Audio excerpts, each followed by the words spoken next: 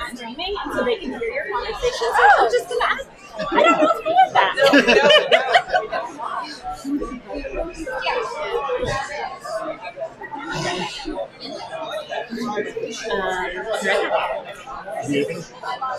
I'm feeling a little nauseous.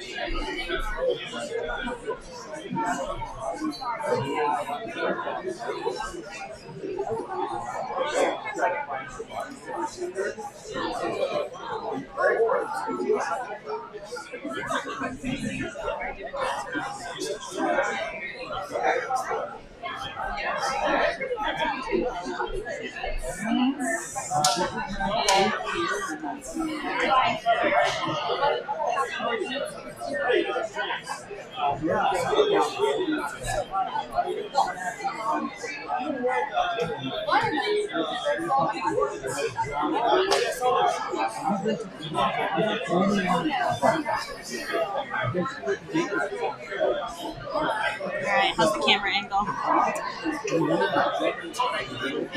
Yeah.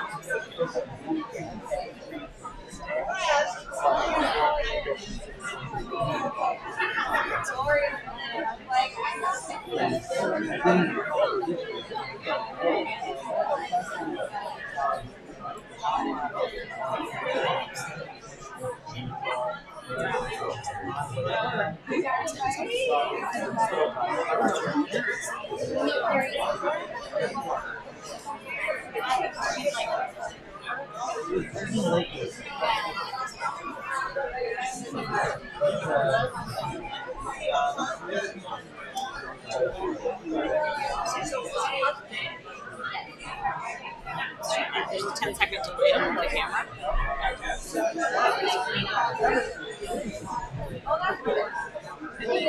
They're all here. Jenna is just chatting outside. Oh, good. Okay.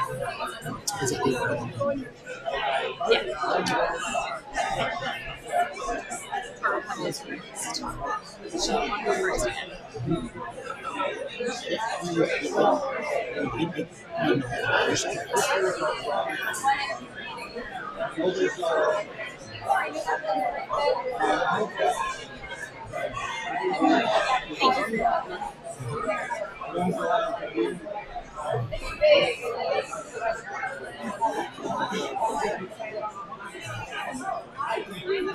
Good evening, everybody.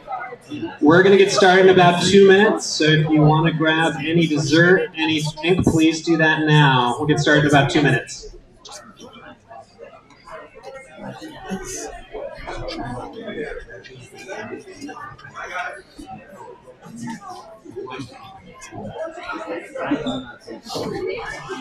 There's another live stream going behind you. So just watch them. We'll just try not to bump it. We're recording too. Hi, guys. Hi.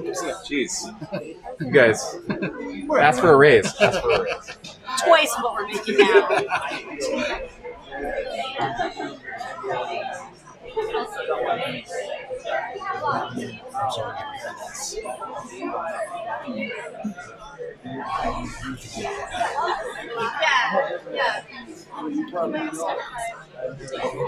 Okay, this is There were good last time. no, this is I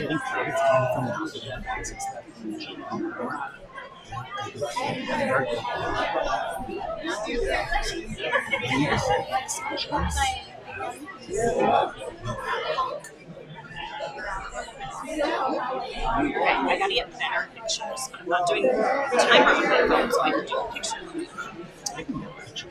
Yeah, you're good at that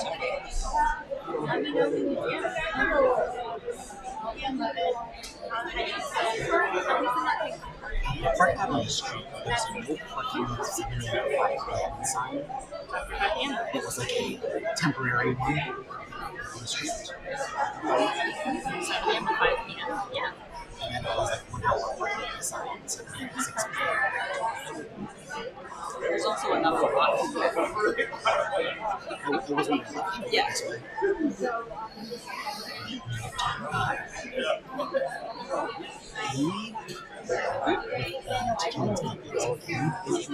He was right out there as well.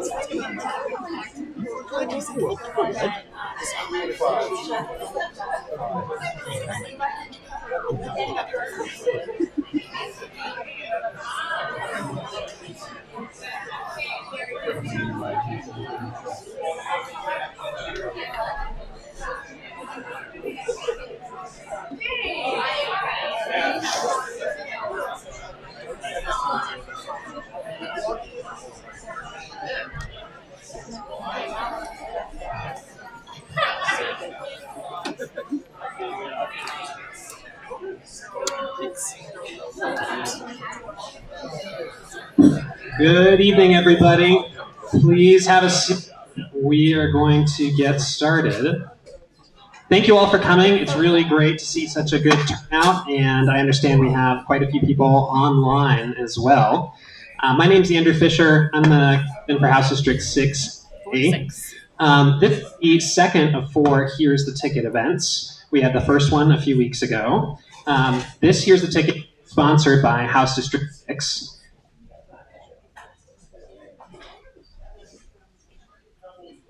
I'd like to recognize the House District 6 leadership, my HD6A co-captain, Ryan Keeney, the HD6B captain, Karen Zazzaretti. Karen, where are you? She's at the door. Okay.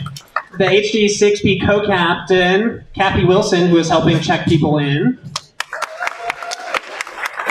HD6 chair, Mark Hammond, who also organized the desserts and the drinks. And I would like to thank some of our Denver Dems leadership, and in particularly Emily Parker, our first vice chair.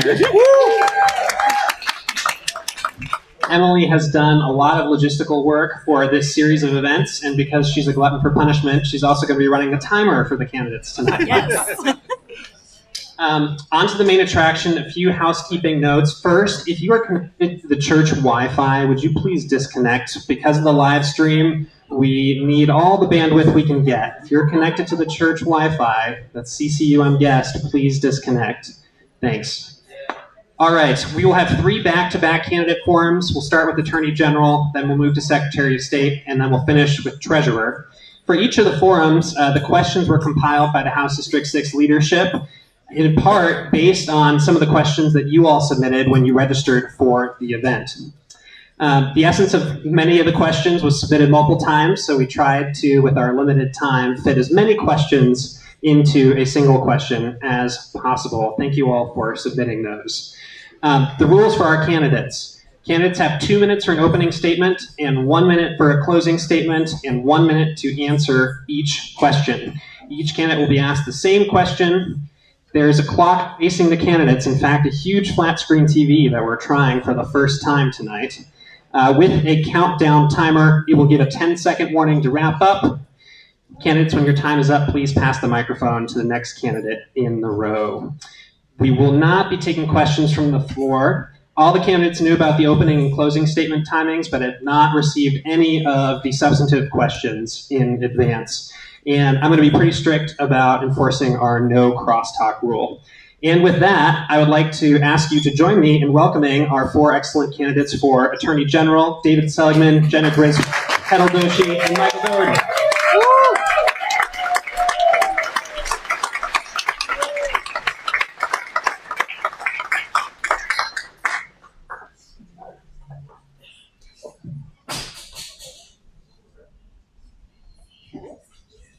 Please have a seat. The microphone should be on. Can we say as a quick point of order? Sure. It's Hedaldoshi's birthday today.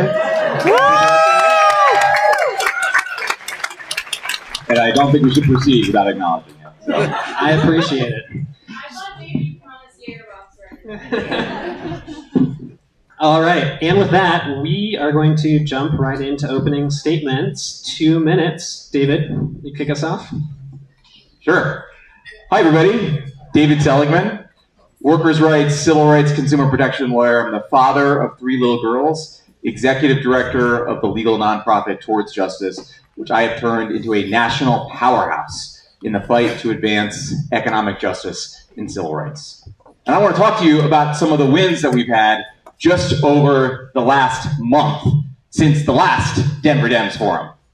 A 9-0 win in the United States Supreme Court in a case against the Geo Group, the private prison company that runs the immigration detention facility in Aurora. A case I've been fighting for more than a decade on behalf of tens of thousands of people detained in that facility.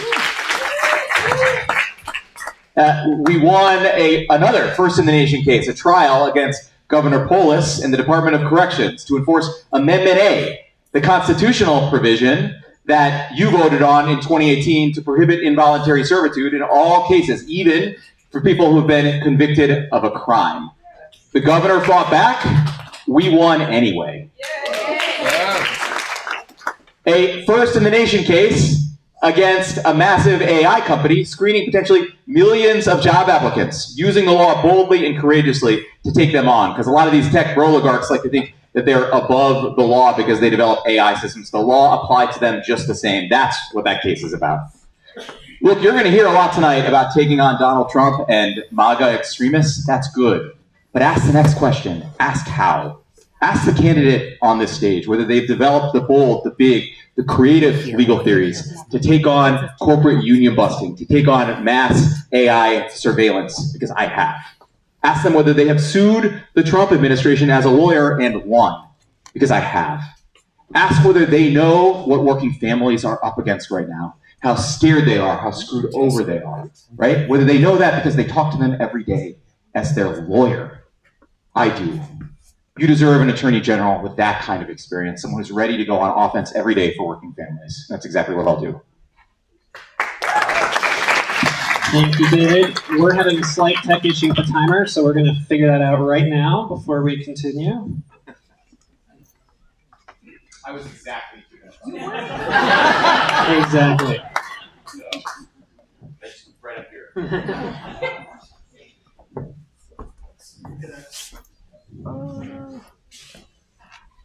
This is what you want a picture of, Larry?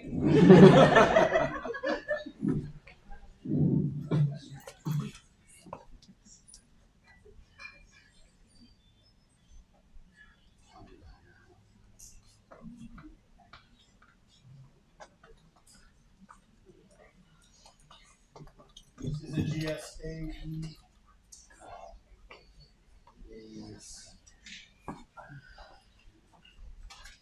GSA ECA is 7.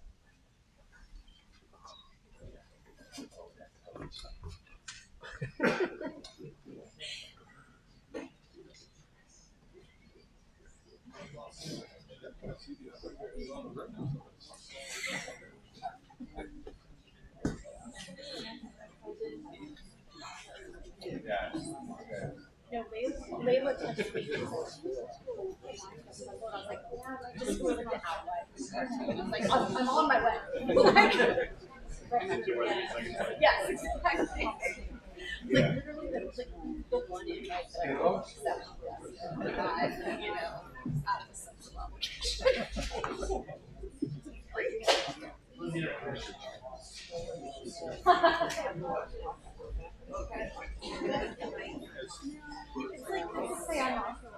Well, I wonder if anybody else can just do the screen.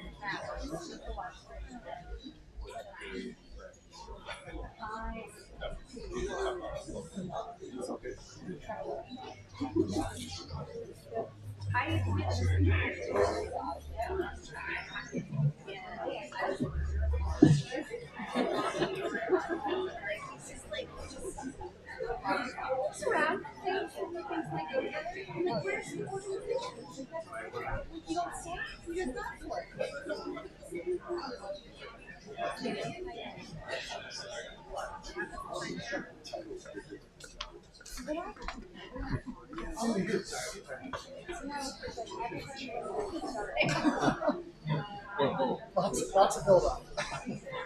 Right. Still the internet connection. Okay, we can use my tablet. Right. Sorry, I'm not.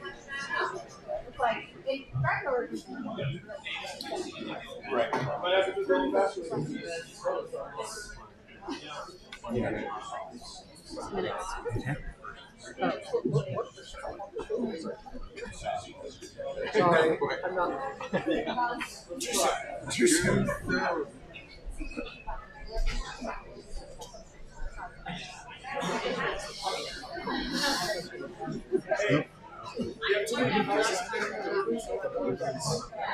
Right. We're trying to put this on it so Yep. that. So my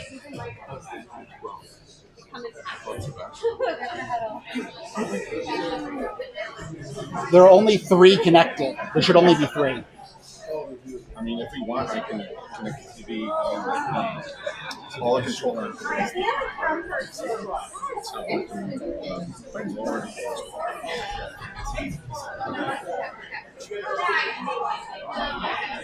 So that's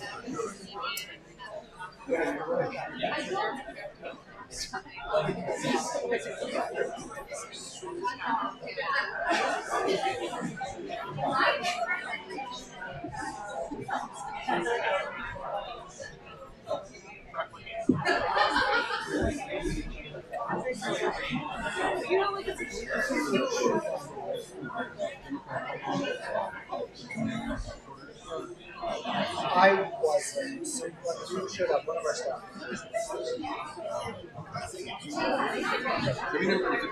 All right.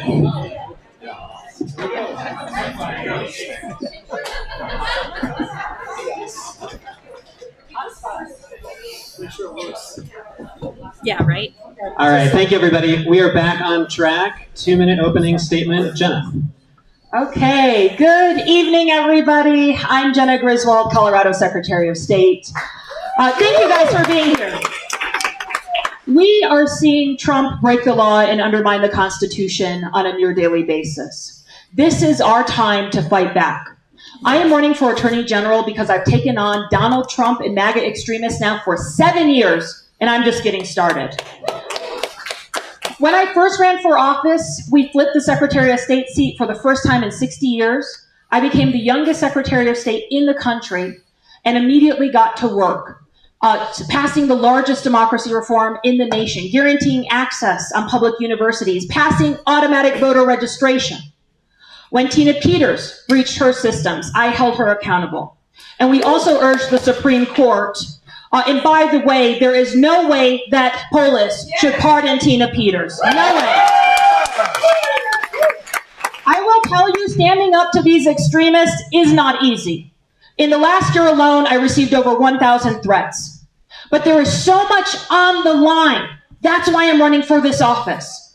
I grew up blue collar in rural Colorado on food stamps. And frankly, we need more people in public office who know how Americans struggle, who know how Coloradans struggle. I'm going to take on the billionaires and corporations to protect our land, air, and water. I'm going to take them on to protect working people against wage theft. I am proud to have nearly every union endorsing in my race for me because they know I'll stand with workers. Thank you. I also plan to stand with victims, get a stronger assault weapons ban passed, stand for this delayed testing of rape kits, and make sure that we have abortion rights and reproductive rights here in the state of Colorado. I am ready on day one to take on these extremists. I would love to have your support in the caucus and assembly process. Thank you, guys. Thank you, Jenna. Edel, 2 minutes. Should reset. Yeah. While it's resetting, thank you so much to the Denver Dems for working out the logistics on this. I know getting all of this set up is really hard. Reset. Emily, it's not resetting. Yeah. Can y'all hear me now? I was just saying thank you to the Denver Dems for getting this set up.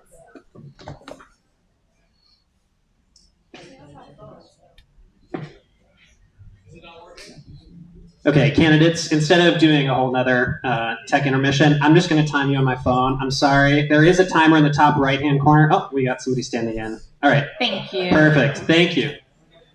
All right, Hedl, go ahead. All right. Hi, Denver Democrats. My name is Hedl Doshi, and I'm going to be your next Attorney General. Okay, so I bet, notwithstanding that warm welcome, because it's my birthday and you feel sorry for me because this is how we're celebrating, the reality is you probably never heard my name before, and I want to tell you why. I am a proud first-generation American, the daughter of 2 immigrants who came to America for a better life. I have spent the last 20 years in the trenches, fighting in the courtroom for families just like yours and just like mine. So, let me tell you a little bit about how it is that I ended up on this stage. I grew up all over the Deep South because my dad had a job that required that we move constantly because of instability in that job. I knew what it was like to fight for every scrap that we got because that was my family's story. I'm a born fighter and a negotiator because at a really early age, I was having to negotiate all of those issues for my family with every sort of power that we're all going to talk about here tonight.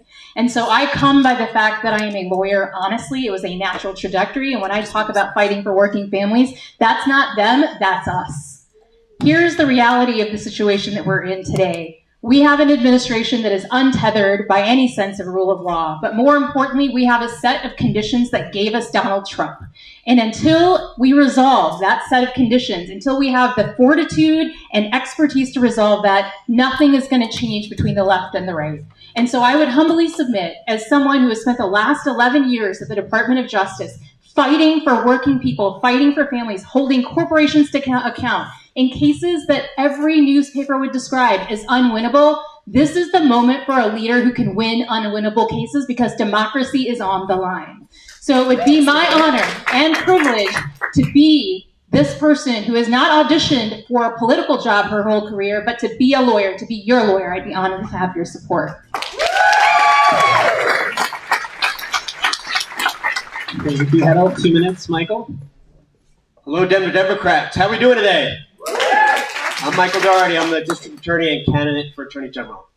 I'm running for Attorney General because we're facing the greatest threat to our democracy in my entire lifetime. We are living through a time of crisis right now. That's why I'm here. That's why you're here. But I see the strength and resilience and energy in rooms just like this one. We're going to win back the House, and we're going to hold Donald Trump fully accountable. That requires an Attorney General who has legal experience. When we're taking Donald Trump to court, and I promise you I will be, it can't be someone's first time walking into a courtroom. Leadership experience to take over for Phil Weiser and continue Phil Weiser's great work in overseeing 725 public servants. And also integrity to restore trust in our democracy and in our justice system. That's the kind of work I've been doing my entire career. I'm a progressive fighter who's going to fight for social justice, economic justice, environmental justice, criminal justice, and racial justice. And the fight is on right now. I was a prosecutor and leader at the Manhattan DA's office. And I served there for 13 years. I'm the proud grandson of Irish immigrants. And throughout my entire career, I've been dedicated to public service. That's instilled in who I am. I'll just share with you off script here. I spent the last 24 hours in Brooklyn helping bury my uncle, who served his entire life in public service. And I was reminded of how important it is to my family to serve our community. That's why I'm here, and I'm proud to be here.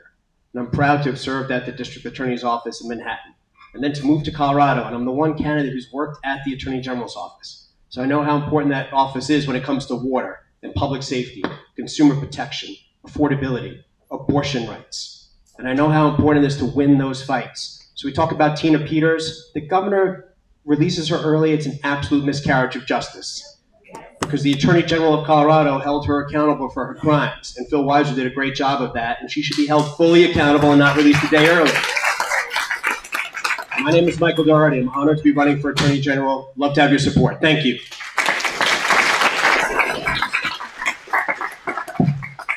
Emily, what's going on with the timer?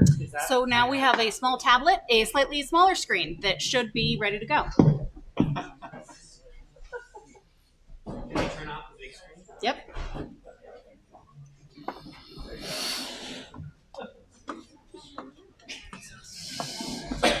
I'm feeling very good about the solution right here. We got it. This is high tech. All right, thank you, everybody. We're going to move into our questions. Each candidate will receive 1 minute to provide an answer to the question. All the candidates will get the same question. The first question is, we're lucky to have 4 candidates with very different legal experience. David, you're an executive director of a nonprofit law firm advocating for workers' rights and economic justice, and have spent your career doing that work. Jenna, you're the sitting Colorado Secretary of State, before which you worked as a law firm associate and represented Colorado's governor in Washington, D.C. Edel, you served as the Deputy Assistant Attorney General for the Antitrust Division at the DOJ, before which you worked as a law firm associate and a federal prosecutor in Colorado. And Michael, you're the sitting Boulder District Attorney, before which you worked as a state prosecutor in Manhattan and Colorado, including a stint in the Colorado Attorney General's office. Why does your legal experience make you a better choice for Colorado Attorney General than your opponents? Thank you. Look, there's different kinds of relevant legal experience here. There's inside experience, standing up in bureaucracies, representing the government, and then there's outsider experience, standing up on behalf of the little guy, fighting every day on their behalf, helping them take on the biggest fights of their lives and winning, using the bold, courageous legal theories to do it, developing legislation at the state level, landmark legislation to protect workers and consumers, and winning alongside coalitions. That's my experience, the outside experience. I think that's what we need right now. And let's talk about my management experience. I've built this nonprofit legal organization into a national powerhouse. That's why I've got the support of folks who left the Biden administration after it had been dismantled by Donald Trump for the Department of Labor and the Federal Trade Commission, the National Labor Relations Board. They've seen the mark that we've made across this entire country with the big, bold legal fights that we've taken on and that we've won. Thank you. Jenna? Well, let me start by addressing this issue straight on. It is true, I am not a career litigator. Neither was Phil Weiser, and that's not the job of the Attorney General. My legal experience is much more relevant to the actual job. I oversee a large state department, the Department of State.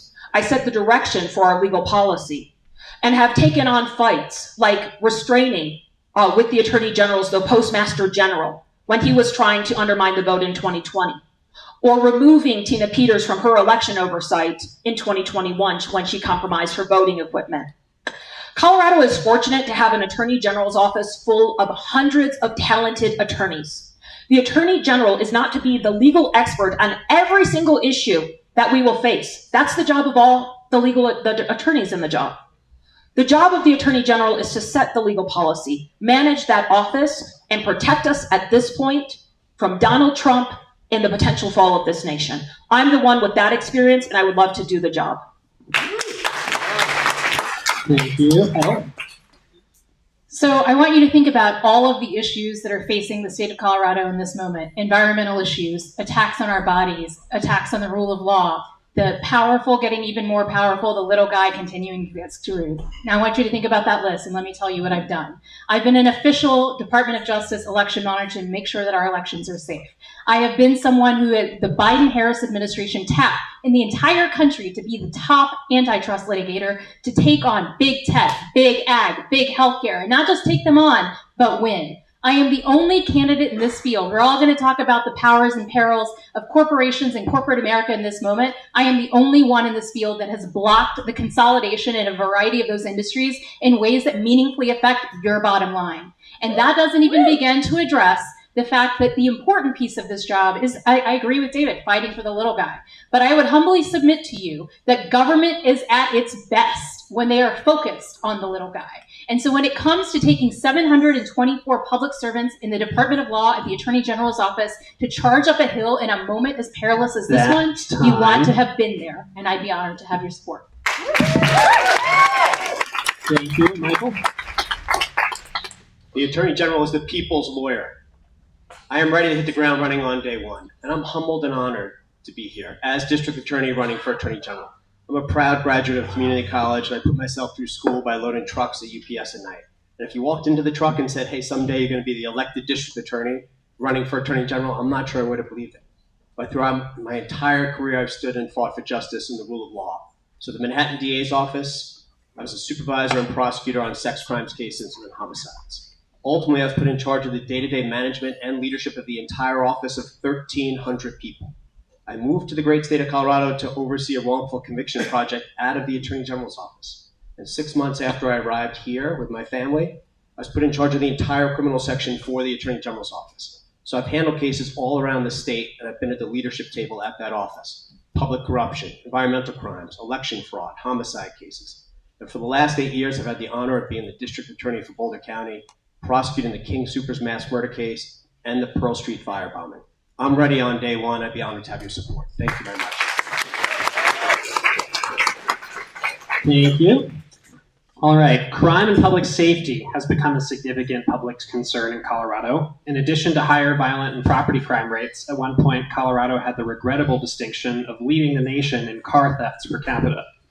The Colorado Attorney General is Colorado's chief law enforcement officer, but despite that title and public perception, most of the responsibility for fighting crime and ensuring public safety falls on local district attorneys, like Michael, as well as local sheriff's offices and police departments. What, if anything, would you do as Colorado Attorney General to address Coloradans' concerns about crime and public safety? And this time we'll start with Jenna. Well, first off, everyone deserves to feel safe in our communities. You should feel safe to raise your families, to go about your business. And one of the things I'm very passionate about and I've called for are a stronger assault weapons ban in the state of Colorado. And I am proud to have the endorsement of Senator Tom Sullivan, who is the leader on getting common sense gun reform through and saving lives. Crime has luckily been falling, and we have to continue to see that trend go. At the same time, we should be focusing on the root cause of crime. It seems that this society is rigged against working people.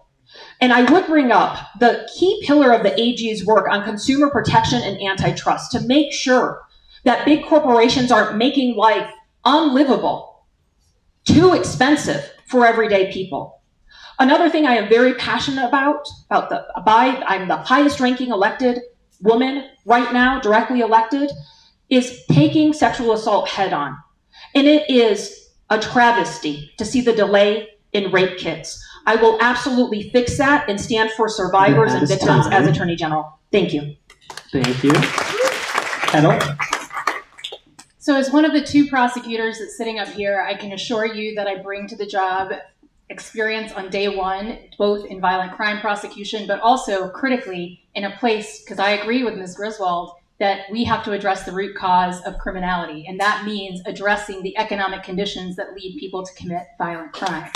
And so in that sense, I think that the fact that the federal government has all but abandoned white-collar criminal enforcement, wholesale, market manipulation, all of the things that keep our market fair means that the states and our local municipalities are going to have to step up to the plate. That requires expertise as the Attorney General to have white-collar criminal enforcement. And I will tell you that I am the first prosecutor in the history of the United States to lead a team of people to say when two companies collude together to artificially reduce the prices of our wages, that is a criminal violation in America, and that is something the Attorney General should prosecute. I would be delighted to lead those prosecutions on your behalf as your next Attorney General.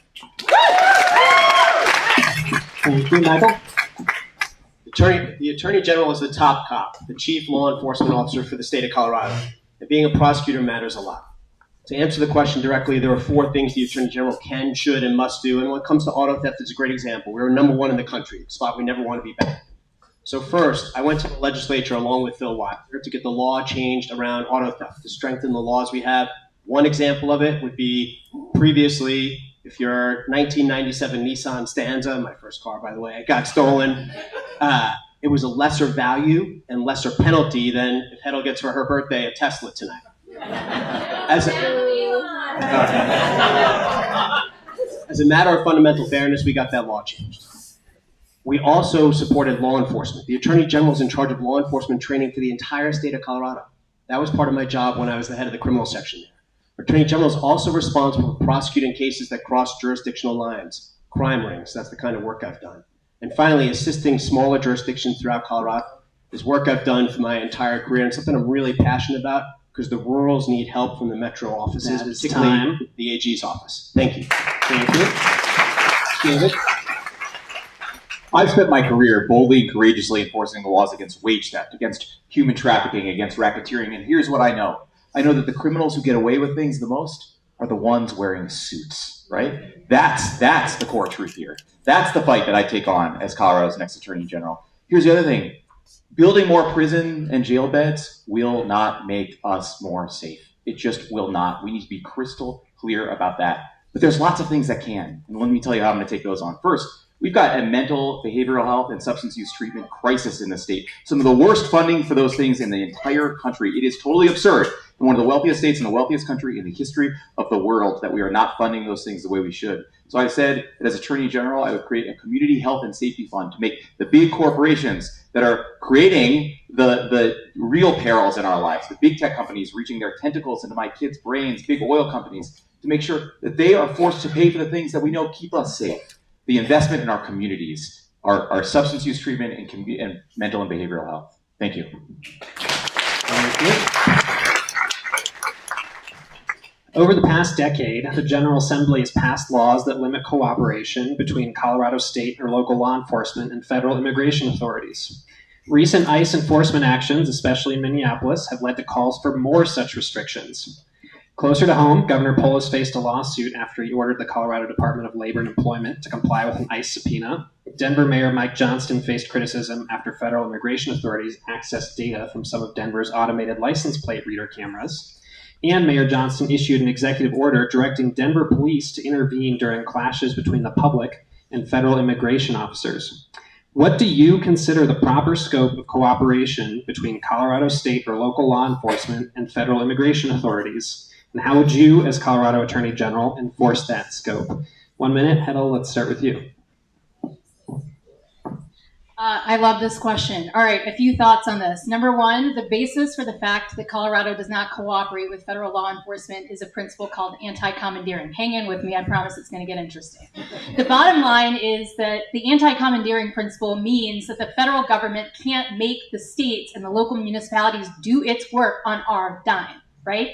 And so I think that the proper scope with respect to immigration enforcement, just like anything else, is to say, federal government, if this is your policy, then you do the work, you pay the police officers to do it, and oh, by the way, if you violate our laws, we will see you in court. That's the proper scope in enforcement. There's no two ways about it. That's a quick answer on that. Thank you, Michael. If the question is how much should Colorado cooperate with the federal government, the answer is short for me. It's zero. It's not our job. It's the job of the federal government to enforce immigration laws. It's not the job of state and local law enforcement. It's why in 2018, I launched an immigrant protection program in my office. Because quite frankly, both parties have failed on immigration. And now the pendulum has swung way too far. Masks should be banned. Private prisons should be banned. ICE should be held fully accountable. That's why last year I went to the legislature and helped get Senate Bill 276 passed to expand immigrant protections in the state of Colorado. That's why I've been doing Know Your Rights trainings all around the state of Colorado, because we have so many more protections in the state, but they only work if people are aware of them, and then we hold ICE to them. That's making sure there are consequences in place. I promise you I'll hold ICE accountable. Every candidate for every office will hopefully say the same thing, but it's the kind of work I've done in holding police officers responsible when they've broken the law. Holding elected officials responsible, including fellow Democrats who've broken the law. We will not cooperate with the federal government absent a court order forced upon us. That is time. Thank you. Thank you, David. None. Absolutely none. We've got clients across the state right now who are afraid to call 911 because of fears of collaboration with ICE. That's why we served the Garfield County Sheriff a couple of weeks ago with a cease and desist letter on behalf of communities there to make sure that he stops openly, seemingly, collaborating with ICE. It's why we sued the governor in the lawsuit that you mentioned and stopped him from turning over Coloradans' personal information to ICE. Immigration enforcement is not making us more safe right now. It is making us less safe. This is going to be one of the core jobs of the Attorney General's office. Yes, it will mean holding ICE accountable. That's why I was the first candidate in the country running for Attorney General to talk about prosecuting ICE officers before my opponents started saying the same, because we should see threats to our democracy before they're in the nightly news. And also, it will mean standing up to officials right here in Colorado, sheriffs in El Paso County, in Teller County, in Garfield County, that are suggesting that collaboration with ICE somehow keeps us safe. It is lawless, and it doesn't. Thank you. Jenna?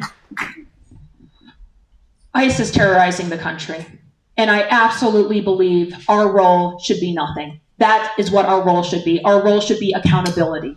My husband's Latino. Our baby is Latino. My in-laws are Latino. They're American citizens, and they should not be racial profiled, nor should anybody be racially profiled in this country or their rights violated. What the Attorney General can do is, number one, prosecute rogue federal agents for committing crimes. You better bet I will. We have to hold them accountable for breaking people's civil rights. I agree, we need to get rid of the private prisons. We need to get rid of the masks. And I vow that I will stand strong against this force. But on top of that, if we do see, God forbid, what happened in Minnesota, a mom killed, man executed in broad daylight, a 5-year-old arrested, we cannot wait for federal authorities to properly do investigations. We need accountability. I will make sure there is accountability if we see this type of illegal behavior in the state of Colorado.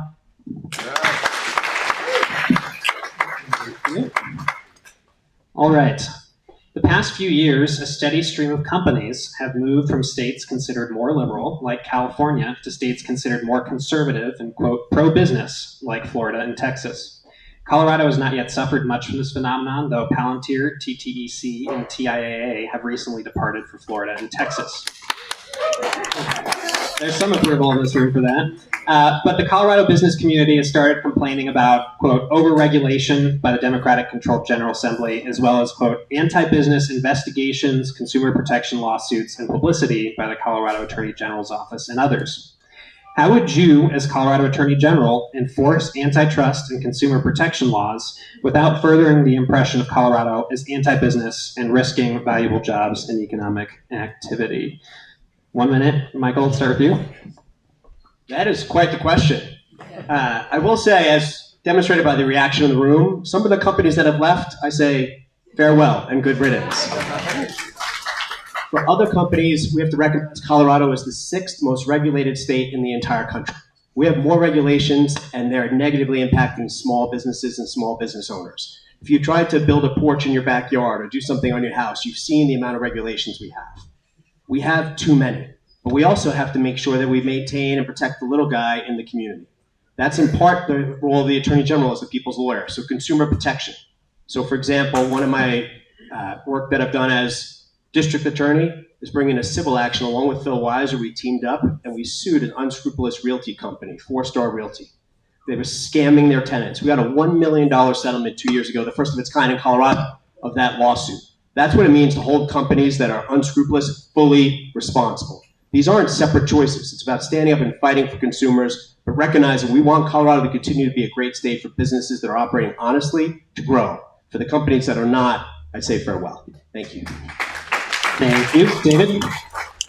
These are just not mutually exclusive things at all. Look, I have dedicated my entire career to standing up in court and in the legislature on behalf of working families, taking on corporate abuse, recovering nearly $100 million stolen from working people, standing up to big corporate landlords in junk fee cases, holding billion-dollar hospital systems accountable. We live in one of the wealthiest states in the wealthiest country in the history of the world. There are 100 billionaires who own homes in Aspen, right? I just don't take seriously the concern that we're doing too much to protect working families. I don't. Now, look, this doesn't mean that there sometimes isn't onerous red tape that we should be re-examining, especially when it imposes undue burdens on small businesses relative to monopolists. And I'm totally happy to take on those issues, right? Because core to the work of the Attorney General's office isn't only standing up for workers and consumers, but small businesses too. We're all just people, trying to take on a system that has been overtaken by one of the most extreme concentrations of wealth and power in the history of this country. Thank you. Jenna? The Attorney General's job is not to worry about the economic impact of businesses leaving the state. It's to enforce the law. That is the bottom line. Enforce the law. As Colorado Secretary of State, I am the first stop for many small businesses. They come to my office to register. And we hear story after story of small mom and pops who have good quality products, but they just can't compete because Amazon is eating them up. Antitrust is a tool to protect small businesses in the state. It's a tool to protect medium, even large businesses, so that there is actually competition, so new people can open up businesses and make their American dream come true. Consumer protection is a tool to protect small businesses and consumers against illegally jacking up fees or illegally setting prices too high. One of the things I think the Attorney General should be worried about is standing up for working people. And I vow I will staff up an office on workers' rights to go after illegal union busting, to go after illegal wage theft. And I am so proud to have the support of labor in this race. Thank you. Petal. You know who peddles the idea that there is a choice between enforcement and business? It's the cheating businesses. I know this because as the lead prosecutor who took on Credit Suisse and HSBC in connection with crashing our economy in 2008, both companies came in and said, oh my God, if we are forced to pay billions of dollars in penalties, we will shut our doors. You all know that's not true. They paid billions of dollars and they continue to be going concerns. And so I think that the problem with that dichotomy, respectfully, and I think it's an important question, is that it misses the point, which is to say that honest businesses want cheating businesses prosecuted. Bottom line. I am the candidate in this race that has the longest track record of holding the most powerful, the biggest, baddest cheating businesses to account across the globe. That's Google. That's Apple. That's Ticketmaster, who you've seen in the news the last couple of days with the Justice Department selling out the American people for a buck. It takes a strong attorney general to be able to separate small and medium-sized business innovation and cheating businesses, and I'm going to be the candidate who does it.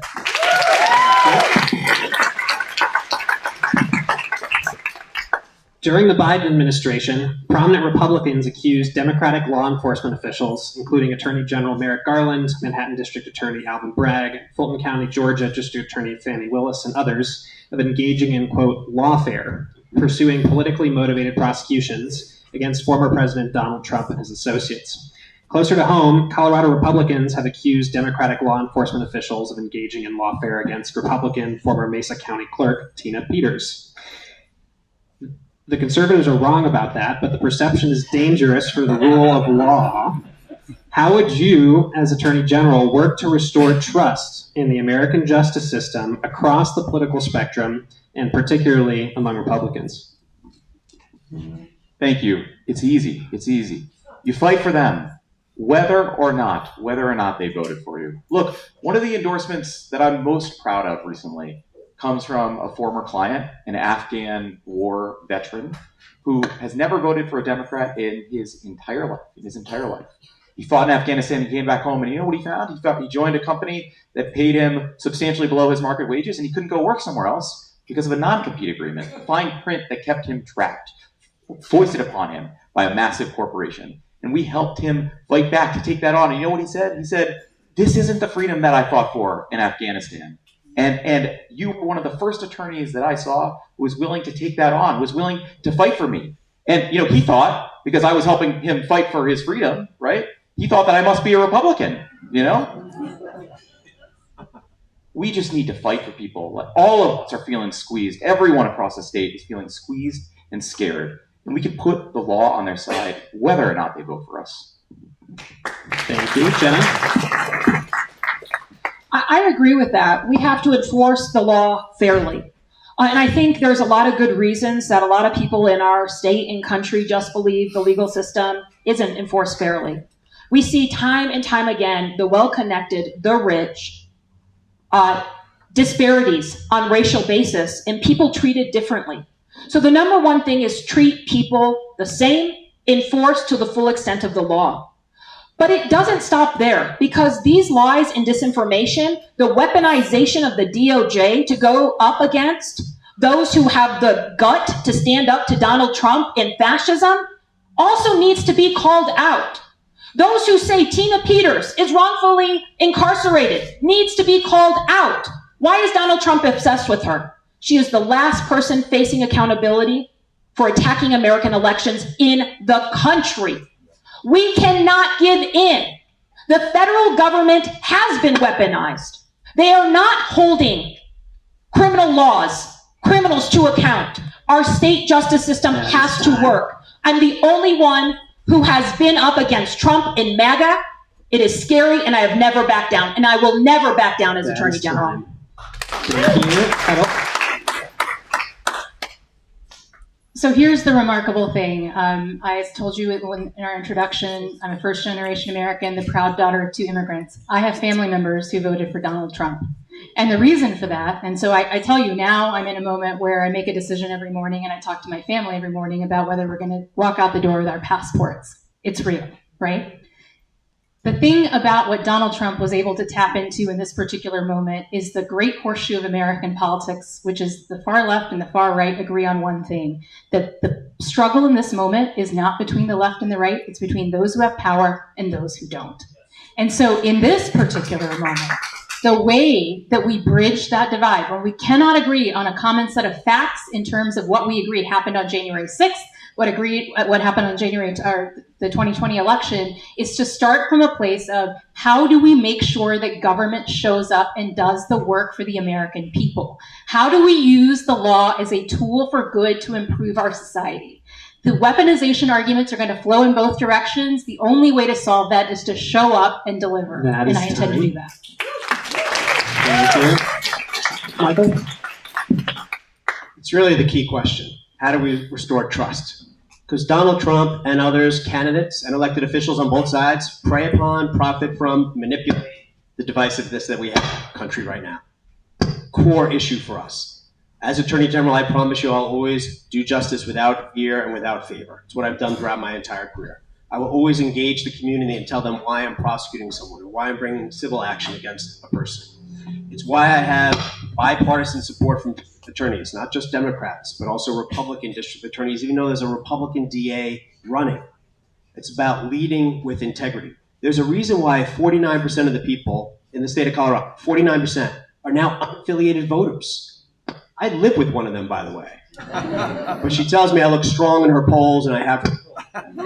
But here's why. People are sick of hyperpartisanship. That's not how we restore trust. We restore trust by not bowing to lawless beliefs like Donald Trump.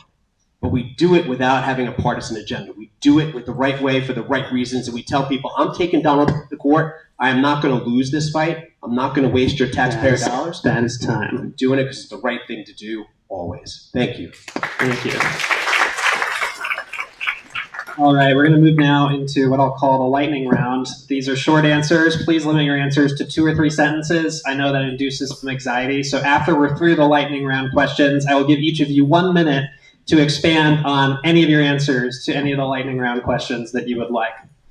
All right, the first question is, what would you make your top 3 priorities as Colorado Attorney General? 3 sentences, please. And we started with David, I believe, so Jenna's next. I think you started the last one, didn't you? Yeah, so let's go to Jenna. Okay. So top 3 priorities. Yes. Number 1, strengthening labor protections. I grew up on food stamps in rural Colorado. My mom still drives an hour to work a night shift and then drives an hour back, and that's going to be my top priority. Number 2, standing up to the Trump administration. We cannot allow the rule of law to fall. Democracy will fall, and that is a recipe for disaster. And number 3, bringing justice to victims of sexual assault. The fact that it was taking 2 years and now 6 months to process sexual assault kits is a slap in the face to Colorado victims. And frankly, it's a slap in the face to women, to kids, and we have to do better. And I will absolutely solve that problem when elected. Thank you. All right, let's try to stick to 3 sentences. Priority 1, priority 2, priority 3.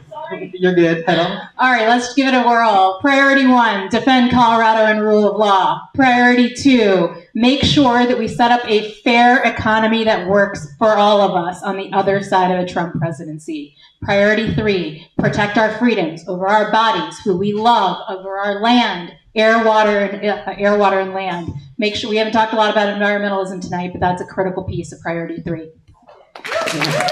Well, thank you, Michael. My top 3 priorities. Defend the rule of law. It's the only thing we have against the Trump administration. Number 2, public safety, which includes getting Colorado out of the bottom 10 for mental health treatment available in the community and substance abuse treatment available in the community. Number 3, our water. Colorado's River Compact ends in 2026. The AG plays a critical role in holding corporate polluters responsible and protecting our air, land, and water, and I'm going to fight for it. Thank you. Thank you. David? Taking on the corruption and cruelty around Donald Trump. That includes taking on ICE. Standing up to the big tech that's surveilling us and crushing our unions, reaching its tentacles into our kids' brains. Third, protecting our environment, our land, air, and water when Donald Trump is dismantling the agencies that are meant to do it, when we are at an existential moment in the history of our species. Thank you. The Colorado Attorney General wields significant influence in the legislative process at the General Assembly, conceiving, drafting, advocating for, and opposing bills. What would you make your top legislative priority as Colorado Attorney General? Hedl? 1. Guys, this isn't going to surprise you, but white-collar criminal enforcement. Thank you, Michael. I'm biased because I testified about this today, but social media protections for kids and their mental health and well-being. Thank you. Thank you. David? The caveat that I'm working on a lot of bills right now, all of which matter a ton. I think it is absolutely essential that we fill the gaps left by the Trump administration's dismantling of protections for working people. Thank you, Jenna. I would say the Labor Peace Act. I have stood with workers as Polis has vetoed that bill. We need to bring dignity to working people in the state of Colorado. That will be my number 1 priority. Thank you. All right. You all probably view Attorney General Phil Weiser's performance in office as generally positive. Please correct me if I'm wrong about that. But please also name one area or issue where you think Attorney General Weiser has fallen short and what you, as Colorado Attorney General, would do differently on that front. And let's try to keep it to 2 sentences. Michael.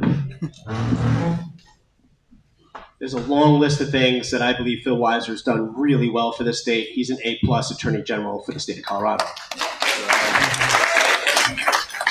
I'll answer your question with my remaining sentence. Please. I was mid-sentence, now I get a bonus sentence. Conviction Integrity Unit for the state, because we need to have a central body examining convictions, especially with the DNA analyst who's now indicted for her misconduct. We need every office in the state to be looking back and looking for wrongful convictions. That's the work that brought me to Colorado. I want to bring it back to the AG's office. Thank you. Thank you. David? Totally agree. A+ Attorney General. I intend to stand on his shoulders, not just to fill his shoes. I think one key thing is more independence from the governor. Enforcing, for example, environmental protection laws separately from the governor when the governor fails, standing up to the governor when, for example, the governor vetoes the Worker Protection Act. Thank you. Jenna? Also agree. Pretty good Attorney General. So I think there's a couple things. Number 1, I would say just one. Just one. Yeah. Staffing up an office on workers' rights. Thank you. We've all fallen all over ourselves. What's better than A+? He gets better than an A+, right? Okay, so, yeah, 5 sentences. I agree with David that I think independence as an independent constitutional officer for the Attorney General is absolutely critical. And for me, that piece of the puzzle, by necessity because of the Trump administration, is going to particularly include environmental protections. Thank you. All right, in May 2025, Aurora, Arvada, Glendale, Greenwood Village, Lafayette, and Westminster sued the state and Governor Polis to block 2 bills passed by the General Assembly to increase the supply of affordable housing. HB 24-1304 prohibits local governments from enacting or enforcing minimum parking requirements for multifamily housing near transit, and HB 24-1313 requires upzoning to allow denser multifamily housing near transit. Would you, as Colorado Attorney General, continue to defend the state, Governor Polis, those bills, and other similar measures in court? And I believe we started with, Absolutely, and the state is going to win that fight. We also need to take on the corporate abuse that's driving a lot of this crisis. That's why it is absurd that Governor Polis vetoed a bill that would have prohibited major landlords from using algorithms to fix rents, a bill that I drafted and fought for. Thank you. Jenna? Yes, that's the role of the Attorney General, to protect and defend state law. Absolutely. Thank you. Heather? Yes. Michael? For the same reason I took 4-Star Realty to court and got that $1 million settlement for the victims, the answer is definitely yes. Thank you. Thank you. All right, 2 more questions. You all have probably gotten to know each other quite well over the course of the past few months. If, God forbid, you had to drop out of the race tomorrow, for which of your opponents would you cast your ballot on Election Day in Long Island? Well, as the first to answer this question, I'm still undecided. I'm waiting to be charmed. But as Secretary of State, I tend not to endorse in races that I oversee. So honestly, I'm not sure I would share that, but I am undecided at this point. Thank you, Heddle. Do I get bonus points because I said just yes to the last question? Sure. I think you can see that the friendships up here are really genuine and real. And so I hope that I can get some grace in saying the fact that I think that there are a number of folks that would do a good job in this office. I think I'm the best one for this particular role in this moment. So that's who I'm going to write myself in. Thank you, Michael. I'm tempted to say Heddle Doshi because it's her birthday.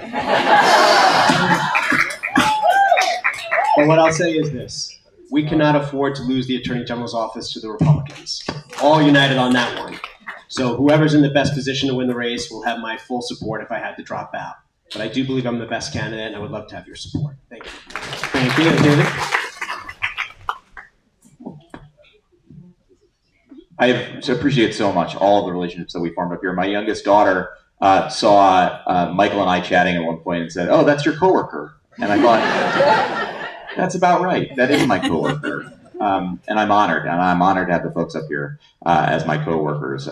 Look, I agree with Michael's point. We're all going to come together and we're going to make sure that we maintain democratic control of the Attorney General's office to protect the state of Colorado. I promise you, and I'm sure all of us promise you, we're going to make sure of that. Thank you. And final question, uplifting, hopefully. What would you name as the proudest moment of your legal career to date? I think Heddle's first, yes. There are a lot of teams I've supervised, so I feel like I'm going to take some grief later tonight when I say this. The proudest moment to date has been the moment where our second case against Google, the Google ad tech case, very nerdy case, but it controls the entirety of the internet in terms of every single newspaper, anything that you see on the internet. When the United States took Google to court in this existential case, and this team of public servants battled a well-financed adversary and kicked ass in court. Thank you, Michael. This is a hard one for me because I've handled major cases for my entire career and I've led on criminal justice reform. I'm going to say it's King Soopers mass murder prosecution, but it's not what I'm proud of, actually. I'm proud of the response by community all across Colorado, and I'm proud to be a part of that response. It's not me. Law enforcement, the first responders, all the community members throughout the trial. I'm really proud to be part of a community that came together at a time of crisis. That wasn't just me, but I'll be very proud for that for the rest of my life. Thank you, David. There are lots of these, but I don't think I'll ever forget the moment that a conversation with a client of mine who's a sheep herder who made $2 to $3 an hour, working brutal working conditions, 90, 100 hours a week sometimes. And I developed a legal theory to hold the companies that had exploited him accountable under our antitrust laws. No one thought that that was possible. We explained that the antitrust laws protected him too. And I remember the conversation that I had with him when he was down in Peru, and I told him that we had won, and he said, I never thought the law would be there to protect somebody like me. Thank you, Jenny. Well, one of the proudest things that I've worked on is actually what we're working on right now. Trump's DOJ is suing me right now in USA versus Griswold for refusing to hand over your voter data. Your driver's license numbers, your social security numbers, they are trying to amass data so that the DHS secretary can try to purge American voters. We have to hold the line every single day, and I am so honored to do it as Secretary of State, be honored to do it as Attorney General. Thank you. All right, we're about to move into closing statements, but before that, do any of you want any additional time to clarify a short answer question? Going once, going twice? No. Okay. With that, I'll give No clarification of who we would support in the race. Let's be done with that question. Okay. With that, I'll give each of you 1 minute for a closing statement, and let's go the reverse order. So, Michael, let's start with you and work this way. In my last answer, I talked about King Soopers, and here's what that case means to me, and here's why it's relevant right now. Because I've had the honor, and I view it as an honor, of leading through times of crisis. And I've stood in rooms of detectives, law enforcement, community members at times of crisis and said, here's what we're going to do to make it right. We are living through a time of crisis in this state right now. We are living through a storm that threatens our very democracy. I'm ready to take on the crisis and lead through it. That's why I'm running for Attorney General. And it's absolutely critical that we have an Attorney General that's going to hit the ground running on day one. And what fills me with hope is the strength and resiliency I see on your faces, and the energy in this room is the same strength, resiliency, and call to action I've seen in other rooms throughout my career. So whether it's King Soopers or the Pearl Street firebombing or leading on criminal justice reform, responding at times of crisis is something I've been asked to do over and over and over again. I am not term limited as district attorney. I could serve another 6 years and have a job I love and live and work 10 minutes from my house. This moment calls for each one of us everything we can because we're living through a crisis. So every resource we have, every bit of energy we have, that's why I'm running for Attorney General. I'd be honored to have your support. Thank you, everybody. Thank you. Helen? So you asked a moment ago about the case that I'm proudest of, and I didn't share this because I thought I would get emotional, but it's important. I'm running for Attorney General because this is a deeply personal moment for me. My very first case 20 years ago that I took to trial was an asylum case where I represented a Nepalese man who had fled Nepal after being persecuted by the Maoists to seek a better life here in America. I will tell you that when I went to law school, I broke my dad's heart because his big classic immigrant fantasy was that his daughter would be a doctor. Instead, I went to law school and he said, well, lawyers are transaction costs to society. When have lawyers ever improved a situation? I fought for Shankar Thakali, my client, in that case in the toughest immigration court in America, down in the 11th Circuit. I was a first-year lawyer. I didn't know what I was doing, but I had a sense that it was important.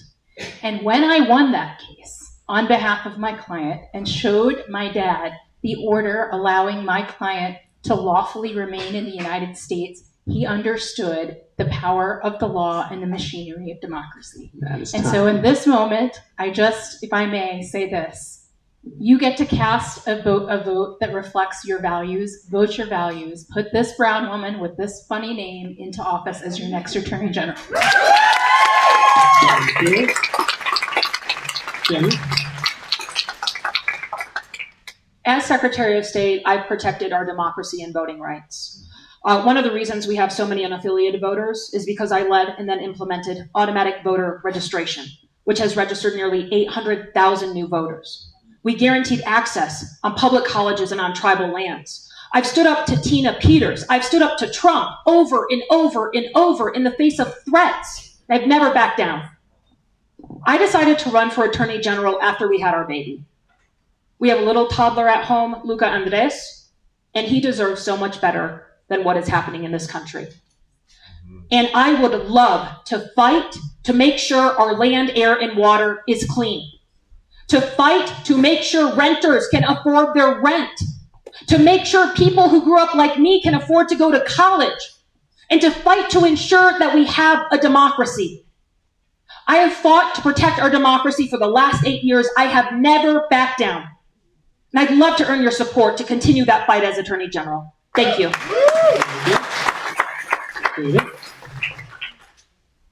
One of the most important things that we can do for the future of my daughters, for the future of all of our communities, is to take on Donald Trump and Trumpism and to take on the rigged legal system that produced him. That's what I have dedicated my entire life to doing, drafting the big, the bold legislation on behalf of working people. With respect, Jenna, I wrote the law that created the Worker Protection Unit that currently exists inside the Attorney General's office. I've taken on big fights against Amazon, against Uber, against JBS, against Kroger, recovered nearly $100 million stolen from working people. I sued the Trump administration on behalf of some of the most marginalized people in this country, sheep herders and meat packers, and I've won. Those aren't just resume lines. That's who I am. I don't have the support of the establishment in this race, but I'm so proud to have the support of progressive champions, unions across the state, Senator Julie Gonzalez, former state senator Morgan Carroll, more than half of the House district representatives here in Denver, city council members, and so many others who know that I am ready on day one to put the law on the side of working people, to go on offense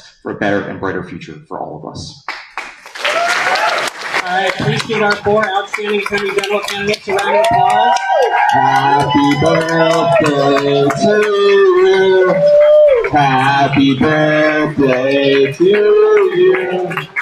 Happy birthday, dear Harold. Happy birthday to you. All right, quick picture. We're going to do a quick set change here, and we'll start with our 2 Secretary of State candidates, about 3 minutes. Thank you, everybody.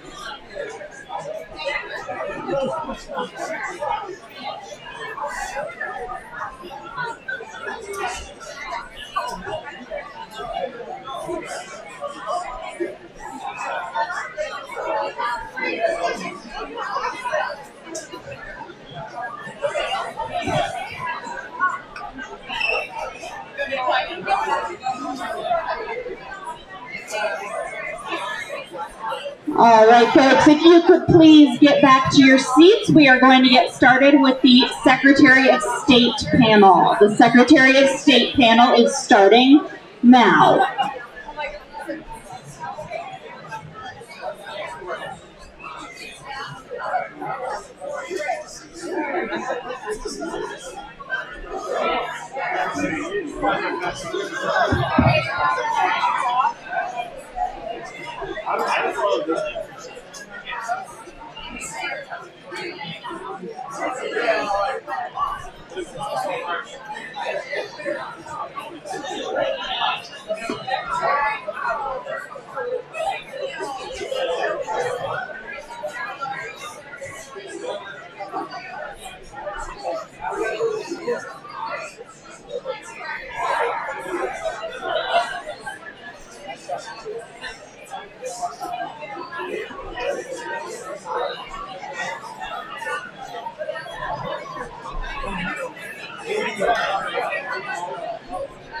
All right, everybody, please find your seats. We have more fun and excitement happening here. Everybody, please find a seat if you would.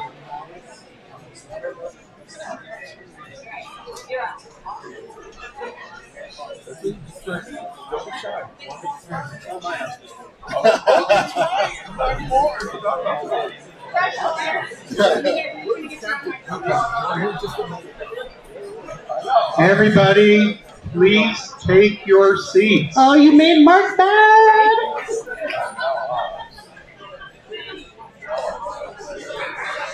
Mark, sit down.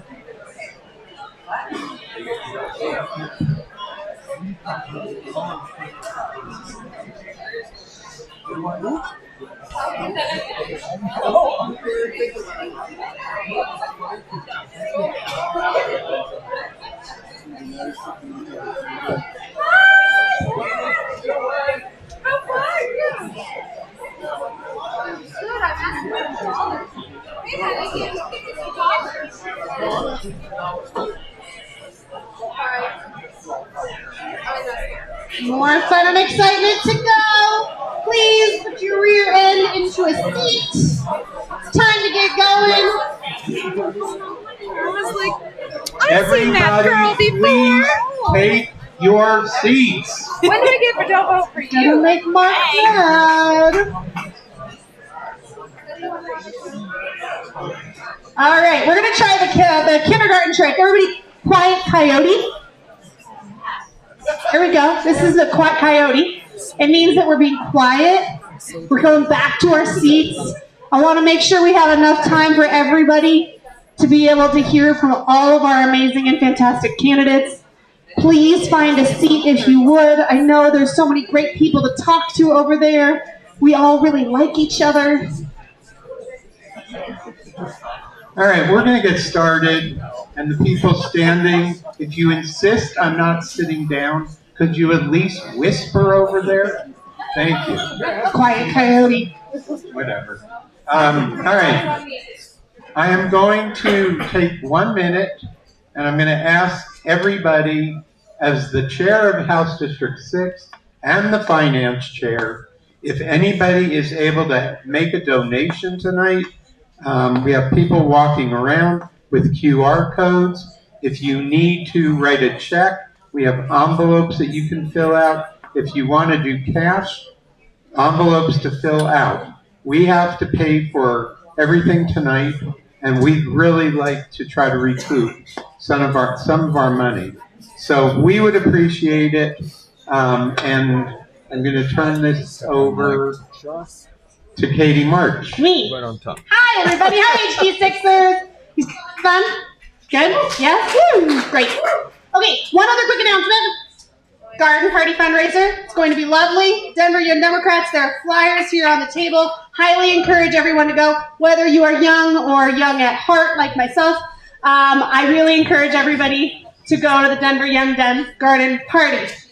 All right, who's excited to hear about the Secretary of State's race? Give me a woo if you're undecided on how you'd like to vote in the Secretary of State's race. Woo! Love that. We love an undecided voter. That's awesome. Well, luckily, we're going to get some really great answers tonight, and we have two incredible candidates that I am so proud to call both of them my friends. And we have the same rules for Secretary of State as we had for Attorney General. We're going to start off with 2-minute introductions. The 2-minute introductions will then lead into questions that are going to go back and forth. For each of the questions, you will have 1 minute to respond. We do have a lightning round, and because we're not lawyers, our lightning round are going to require much shorter answers. Attorney General, lawyer running versus Secretary of State, you understand me. And after that, we are going to have closing statements of a minute apiece. We are going to switch off back and forth on who goes first. I flipped a coin at my house, and I have Senator Danielson going first for our opening statements, and Clerk and Recorder Gonzalez going second, and then after that, we'll go back and forth. So, without further ado, and if I could just one more time ask for some quiet coyote so that we can make sure we hear everybody. Thank you. I feel like you're on the house floor, right? Well, fair. They're louder in the house. So, we're going to start off with Senator Jesse Danielson. 2 minutes.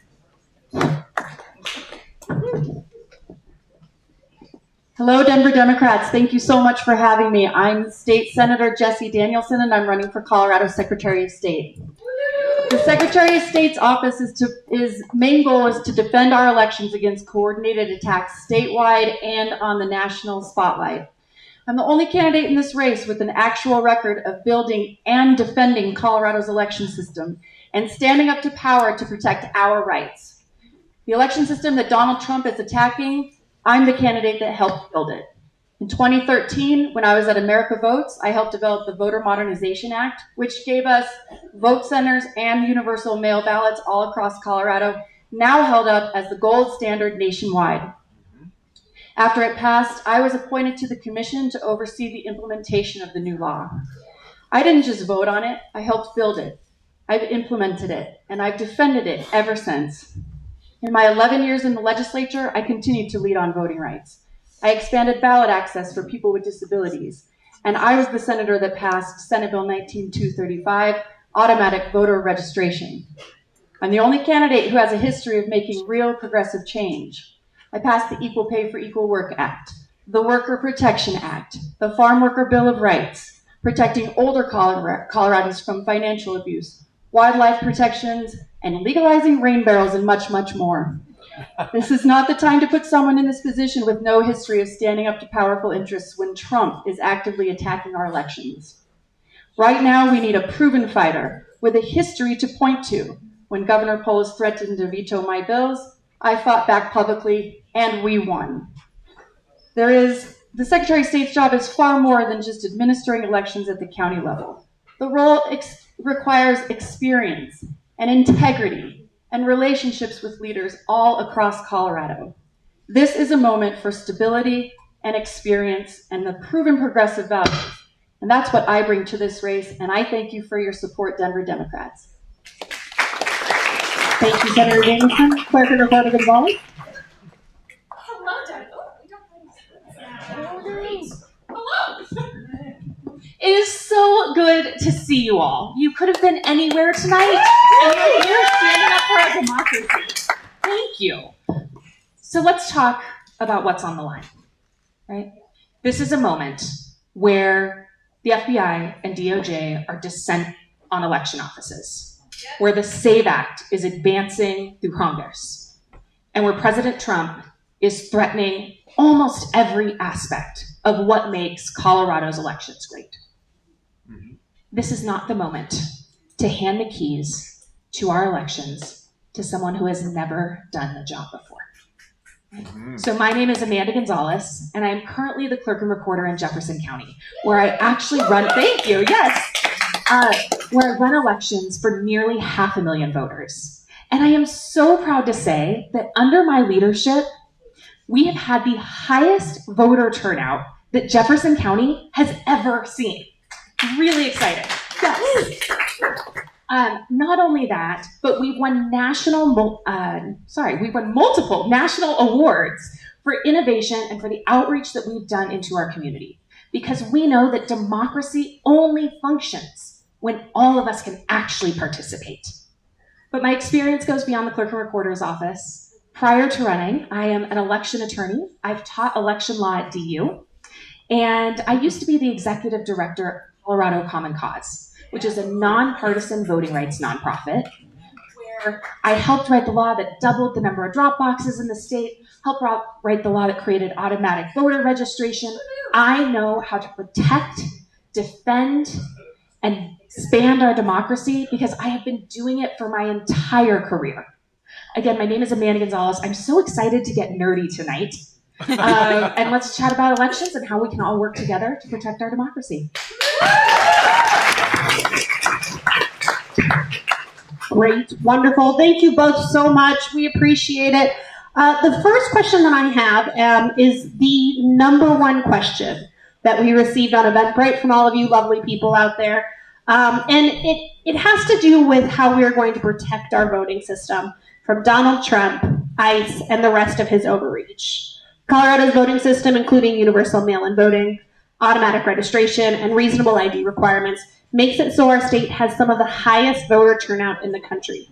How do you plan to secure our voting system and protect Coloradans' right to vote? You each have 1 minute to respond, and we're going to start with Clerk and Recorder Gonzalez. I'm going to protect our election systems exactly the way I've been doing it now. So we have to protect election workers, right? I hire and train nearly 900 election workers in Jefferson County in a presidential election. And we need every single one of them to help stand up and protect our democracy. The second thing that is important is we cannot voluntarily comply with Donald Trump's authoritarian, I was going to say a mean word, BS, right? We know that he does not have the power to control Colorado's elections, right? That doesn't mean he's not going to try. That doesn't mean that he's not going to continue to promulgate executive orders that we know are invalid. But what is standing between us and tyranny is that we cannot voluntarily comply. We have to tell him absolutely not. Colorado controls Colorado's elections, and that is what we are going to continue to do.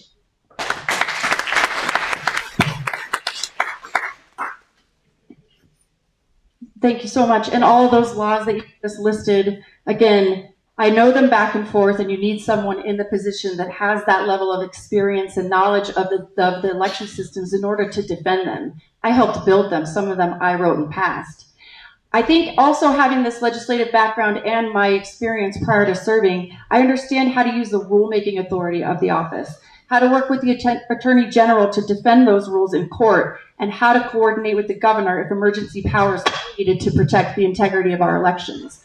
Again, there's one candidate in the race that actually has those established long-standing relationships with the current governor, Secretary of State's office, clerks all over the state, local elections administrators, and no matter who comes out of the primaries, I've worked with each and every one of those people for years on end, whether it was the Worker Protection Act, election law, protecting older Coloradans, and more. And that is what we need in the chief elections officer. It is more than county elections administration.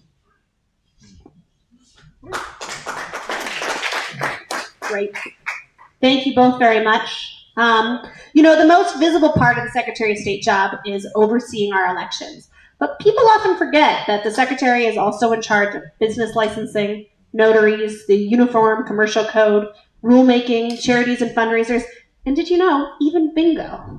My question is, what experience do you have, and how will you exhibit have administrating these things, and how will you exhibit your democratic and progressive values in these and other aspects of the job? We're going to start with Senator Jamison. Thank you so much. My family has a business of their own. My husband has a business of their own. In my previous jobs before getting elected, having to manage lots of large staffs, etc. I think we need to focus on how the Secretary of State's office can continue its excellent service to the business and the not-for-profit community. So as soon as I started investigating this position, it was at the urging of the community around elections administration, the progressive community, but also with my experience as the chair of the Business, Labor, and Technology Committee in the State Senate for the last 8 years. Really, the business community has come to me. We've held roundtables. I've visited to say, what are your experiences? How can the services improve? What are the anecdotal stories that you can give me that we can go to work on day one and even before? Likewise, with the nonprofit community, where even now in the State Senate, because of my campaign and outreach to these communities, they've even brought me policy ideas that we can work on in the meantime. So they know that I'm going to be there for them to improve their services. Thank you.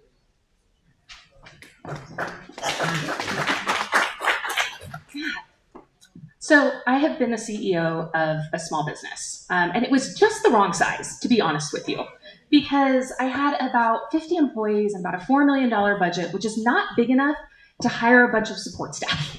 So I was HR of one, and a marketing department of one, and a legal department of one. And boy howdy, is it hard to keep up with all of the filings that you have to do, right? Government should always make you feel welcome, and it should never make you feel stupid, right? We've all looked at government forms and been like, how do I do this? I don't want to screw it up, right? And so what am I going to do for small businesses and large businesses? Make sure that those systems are accessible, and that if you are a small business owner, you don't feel left out of the process, right? I will also do what I've done in my current office, which is make sure that we are making absolutely clear to all Coloradans, right? That means Coloradans of color, folks that are out, trans folks, that whoever they are welcome in the office and we are there to support them. Thank you. All right, an open-ended question here. As Secretary of State, what changes would you make to Colorado's campaign finance system? I could have just stayed standing. I'm so excited about this one. Right? Look, campaign finance is a nightmare. The Supreme Court, Citizens United and its progeny, are a nightmare. And the one thing that the court has said is supposed to be our backstop is transparency. Right? This idea that corporations can spend as much as they want, but it's okay because you can see what they're spending and decide if that's influencing your vote or not. We all know that's not true, and we have to continue to fight back against Citizens United. And what we can do in the state is we have to make transparency actually real. Has anybody actually ever looked at Tracer, the system that tells you where money is being spent on Colorado's elections? Okay, a couple nerds in the room, right? It's really hard to use. The back button doesn't work. You shouldn't need a college degree to understand who is trying to influence your vote and how political money is spent in Colorado. If you can work Facebook, you should be able to work the campaign finance system. Thank you.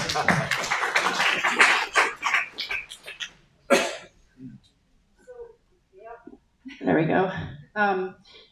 It's a primary concern for most people that I interacted with day to day, whether it's inside the Capitol, in my neighborhood, or talking to folks who are trying to turn out voters on municipal elections, statewide elections, or just trying to figure out who sent them the flyer.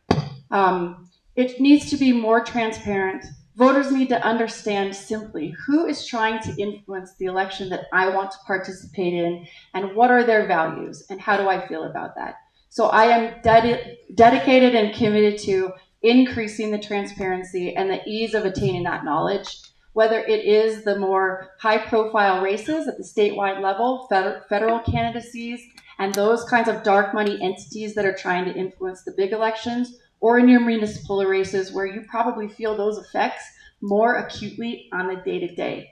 I've been a field organizer, a campaign manager. I've run big organizations in terms of turning out the electorate to vote, and in the State House, protecting your right to vote. I am dedicated to increasing transparency and protecting your rights those ways.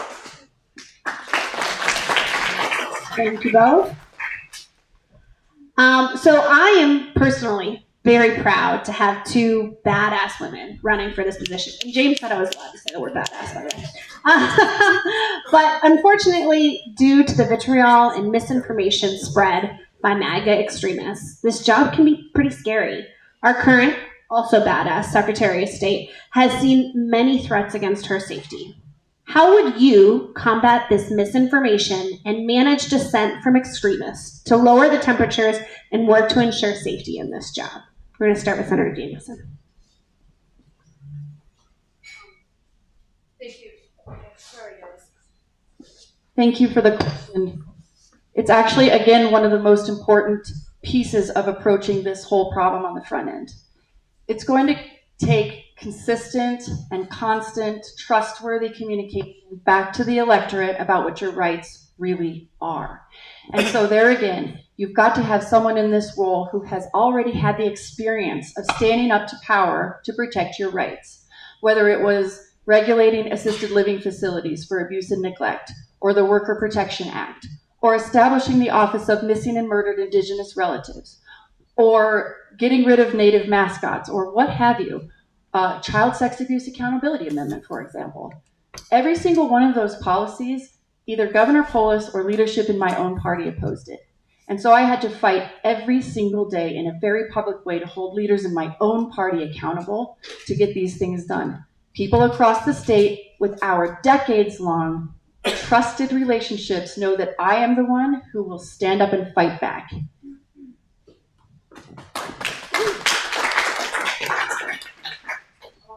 Ready? Thank you. Yes, you're all good. Yeah. The threats to election workers are real.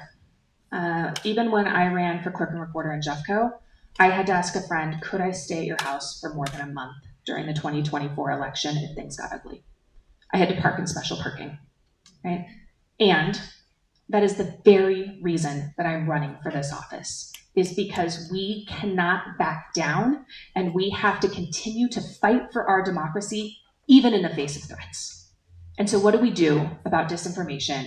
What do we do about the people who continue to loudly try to dismantle our democracy with things that we just know are not true? Here's what I've already done in my current office. We created a first of its kind advisory committee that had all different kinds of voices. The idea being that we could develop trusted messengers out in the community. I think I'm delightful and a very trustworthy person, but I'm not the right messenger for everyone. And it's going to take all of us to get accurate information out and actually fight for our communities. Thank you. All right, it's time for the rapid fire portion, the lightning round. I'm going to I'm going to ask for a few words, yes or no, either is fine. But we're going to go much faster than the Attorney General candidates did. And we'll still switch back and forth. I'm going to switch to first names if that's all right with both of you. We're going to start with Jesse on that one. On this one, first question, do you believe Tina Peters should be granted clemency? Absolutely not. This is another place where I've been out front, calling on the governor to do the right thing. We lessen her sentence, transfer her, grant clemency. That's not just a threat to our democracy in Colorado. She's literally the only person still being held to account for any elections attack clear back to January 6th. That's a playbook for other states. And we cannot have our governor kowtowing to that kind of a bully when our democracy, our lives, and quite honestly, every other state is on the line. Go ahead. Hell no. The only good thing about Tina Peters is she helped people understand that clerks do important work. Thank you both. We're going to start with Amanda on this next one here. Should Colorado require a photo ID to vote in every election? No. Colorado currently takes 16 different kinds of ID to vote in person. That makes our elections accessible for lots of different kinds of people. If you don't already have a photo ID, it can be really expensive and hard to get, and that shouldn't be your barrier to voting.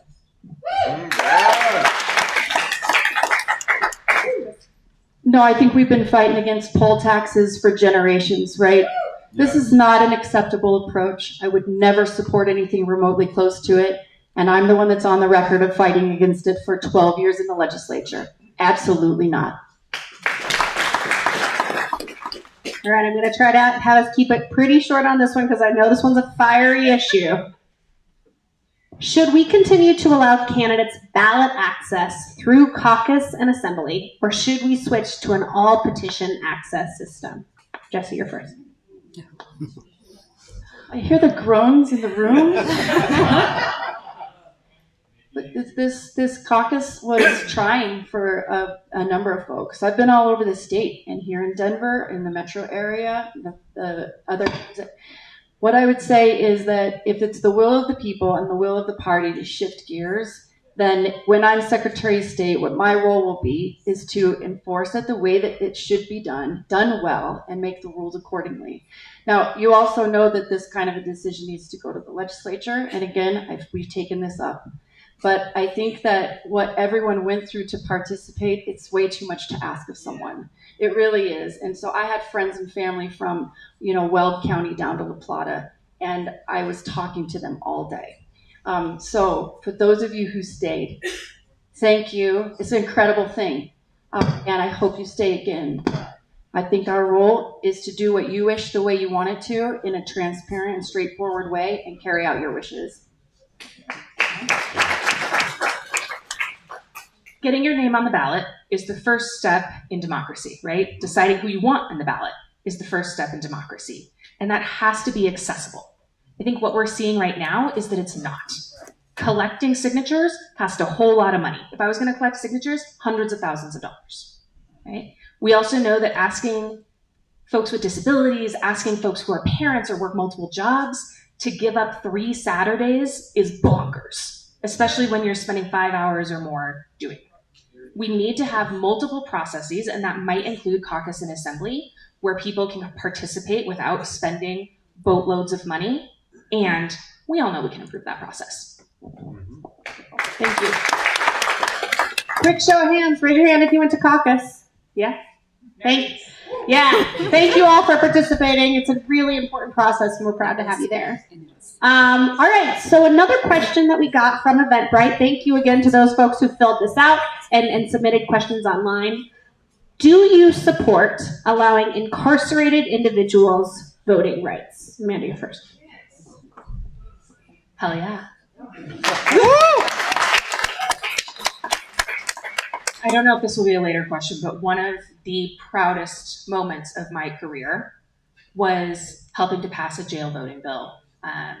In 2022, in Jefferson County, out of 850 registered or eligible voters in our jail, only 3 actually voted. Having the right to vote is fundamentally different from actually being able to cast your ballot. And one of the voters from our jail told me that it was the first time he'd ever voted. It was one of the top 5 experiences of his life, and it made him feel like he mattered. And so there's nothing better we could do.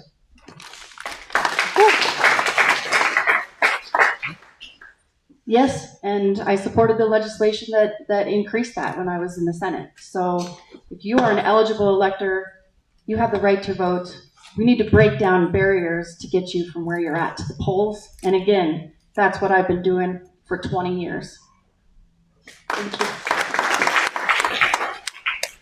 All right, the last question I have from our rapid fire round, and then I will also give you each a minute if you'd like to expand on any of your answers or if there's anything else you'd like to say if you would like it.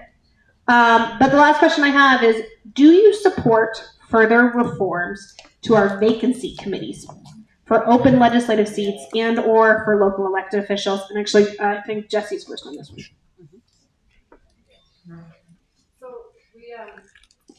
Again, this is an issue that came up at the legislature just the last session. Because obviously when you have this huge percentage of elected officials that were only elected by a few individuals, the cry from the public is that just doesn't set well with us. And so yes, I supported the changes last year. I will continue to work with my community to support further changes to make sure that the people who are representing you really are representing your community. So yes, I stood with the clerks and the elections administrators and the party who wanted these changes, and the community who was frustrated with the current status quo. And we did move forward last session. I intend to continue that work into the future.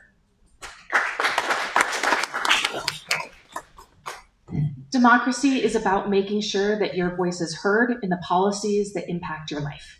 And you should be able to hold your elected officials accountable, and you should be able to elect the people that actually represent your values. And a process that is only decided by a handful of people isn't that. And so I would absolutely support continued reform on making sure that more people are participating in the democratic process. Would either of you like a 1-minute rebuttal on any of your answers that you had? No? Good. All right, well then we're going to move on to our closing statements. Clerk and Recorder Gonzalez, I think you are first up on that, and then it will be Senator Danielson. If elected, I am be Colorado's first Latina and first out queer Secretary of State. And that is important, not just because representation matters. It is important because of what we fight for. I am running for office and fighting for protecting Colorado's way of voting, protecting election workers, standing up to federal interference. Okay? And I know that our democracy is only truly functional if every eligible voter is actually able to participate and have their ballot counted. Okay? If you believe that we need someone in charge of the 2028 presidential who has actually run elections before, who has experience, who has the courage and the backbone to stand up for all of us, then I would love your support. I would love to fight alongside you. Let's do this, and let's protect democracy together.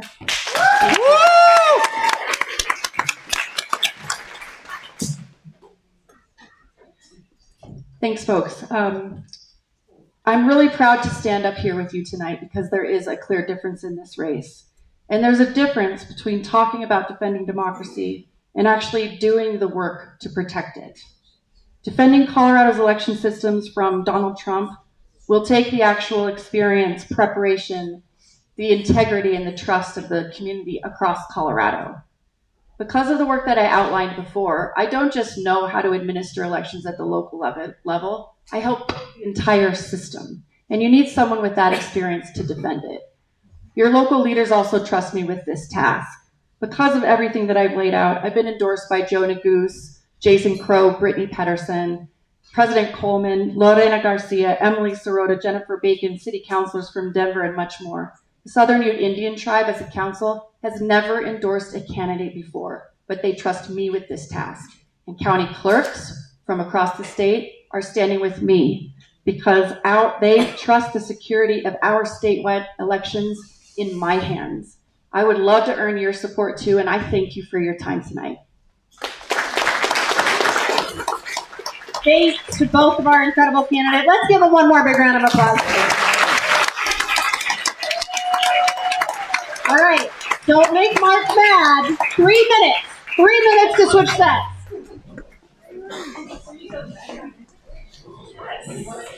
Of course, no, I understand technical difficulties. Like, I'm done. Okay.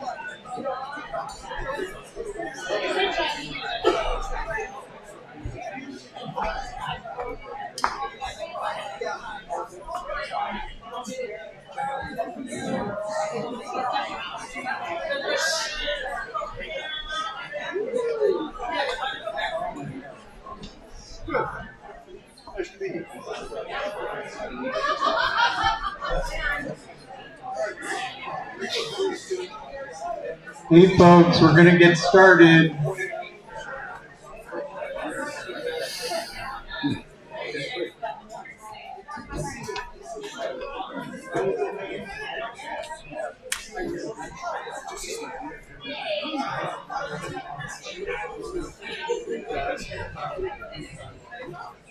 Okay, before we start on our final forum for the state treasurer candidates, I want to acknowledge 4 people that are here, and they are our county officer board.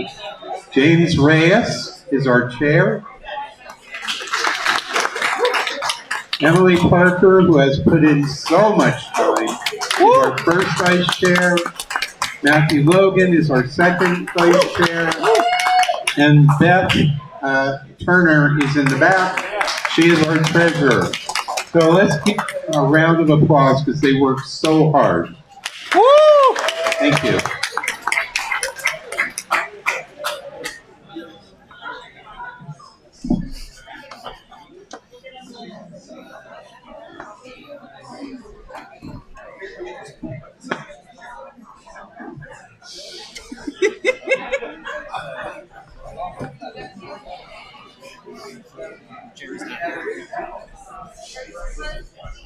You approve of that?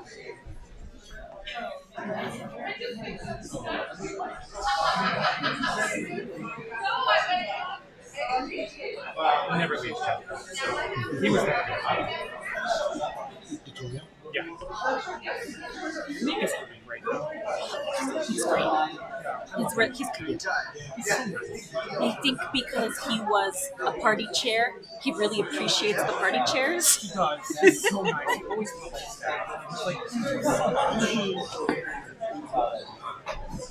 But you do too. Oh yes. This is recording. Yeah. Audio. Yeah.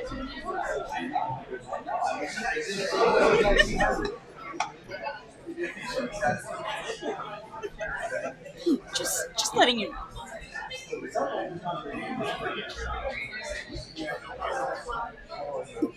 I have stories for you. Oh yeah. We need to get a drink after all of this is done. All of this is done.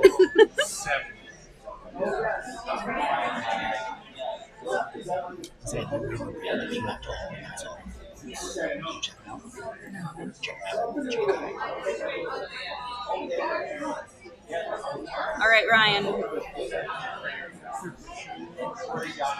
It's up on YouTube on the Denver Dems channel. It's live now, and the recording will be up there 5 minutes afterwards. Me and my Yeah, and I'll try to get some stills too. Yeah. Hey, Ryan. Alright, let's get the show. Should lock the doors until people leave. All right, everyone, let's get started. We got our candidates for Promise state the next one treasurer. won't the treasurer last.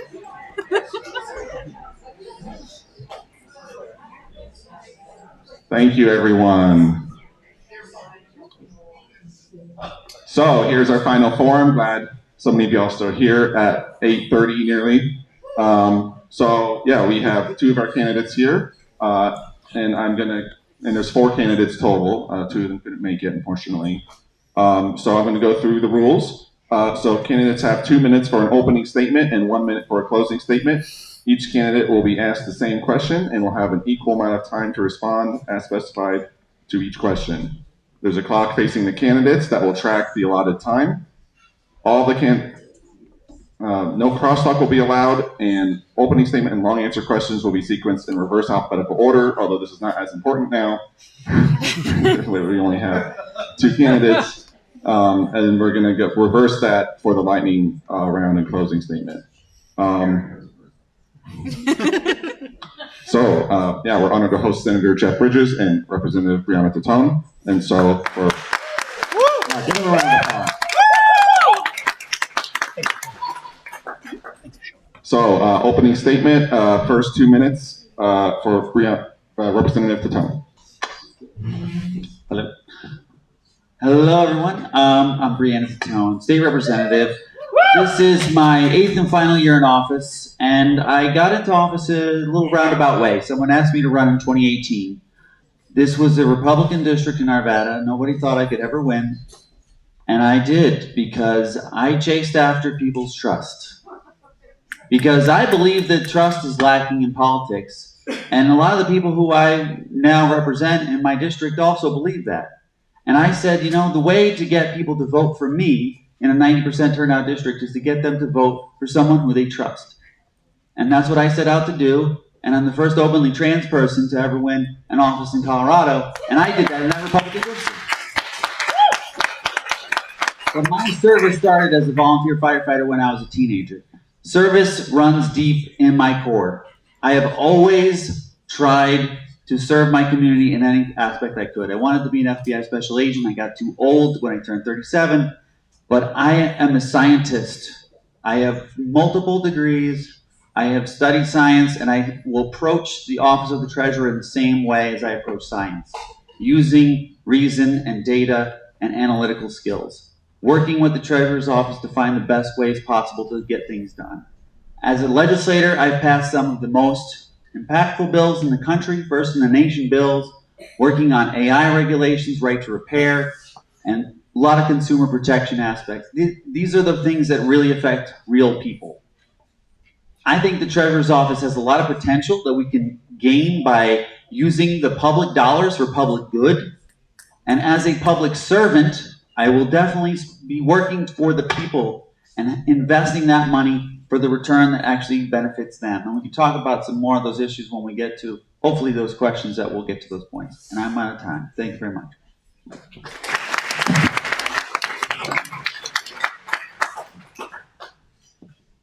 Senator Bridges.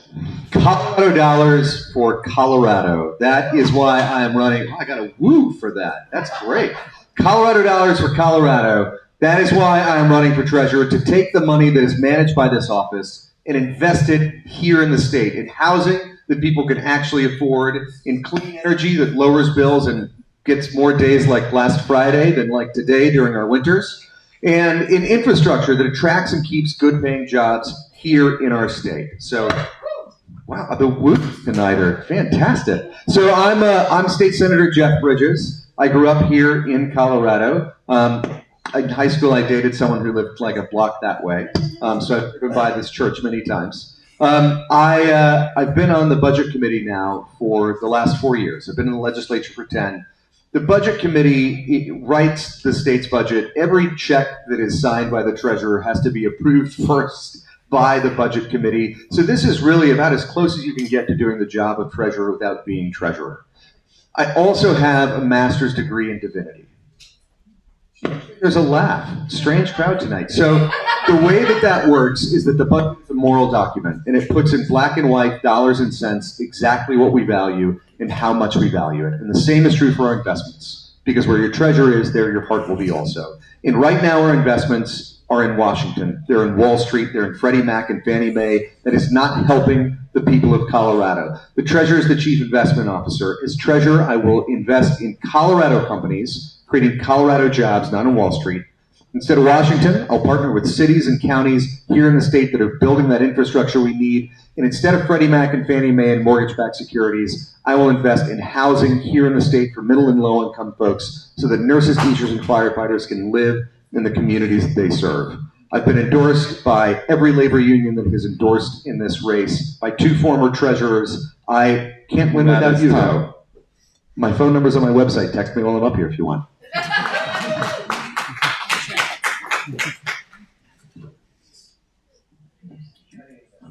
Yeah, I'll give you the other microphone.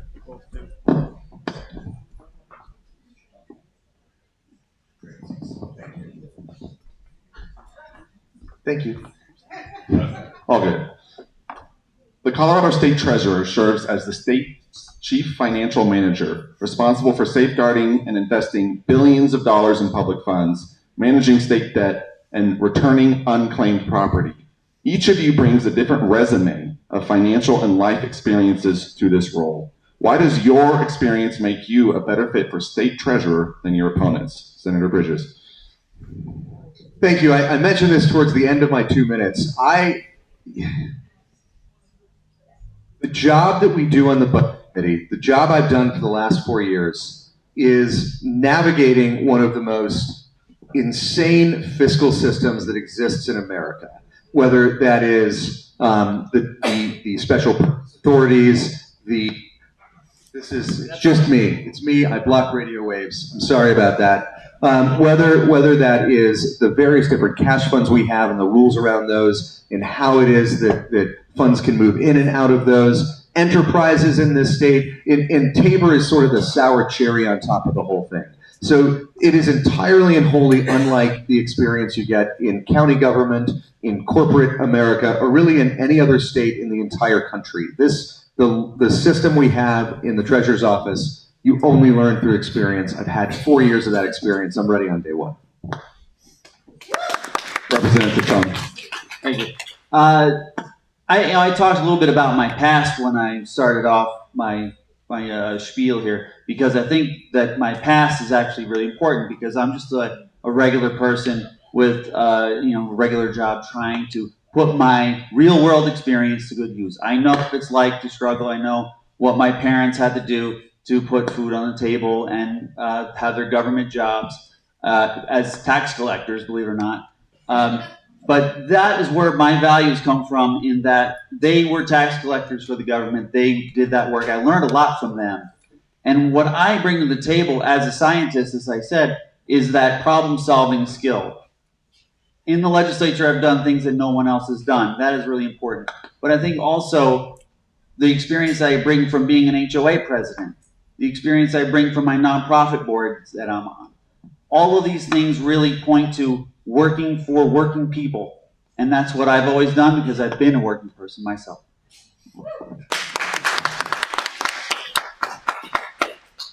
Colorado faces a housing affordability crisis. While the state treasurer does not control housing policy directly, the office can influence house financing. What role should the treasurer play in helping to expand affordable housing? Representative Tatone.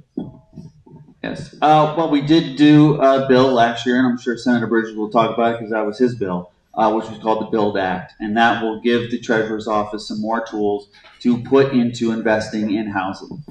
We need to actually put more money into it. We have the Initiative 123. They got money in the door from to affordable housing, but there's still a multitude of things we have to do. The treasurer has money to invest, and we have to invest that money in housing here.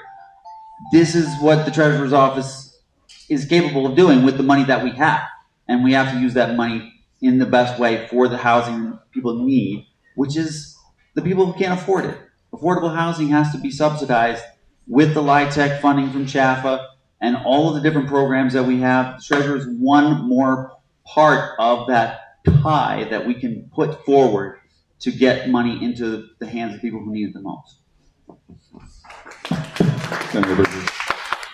Investment from the Treasurer's Office can be a catalyst for billions of dollars going into middle and low-income housing in the state.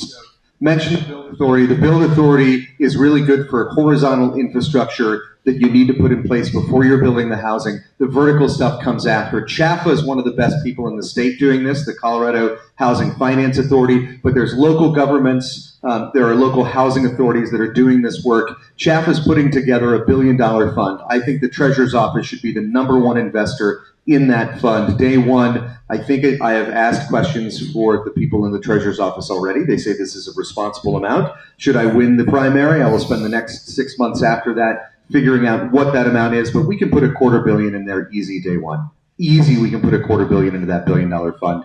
That is going to unlock investment from private investors, from folks like Gary Community Ventures. The Treasurer's Office can play a central role in affordable financing for middle and low income housing in this state. And it's the number one reason I'm running for treasurer.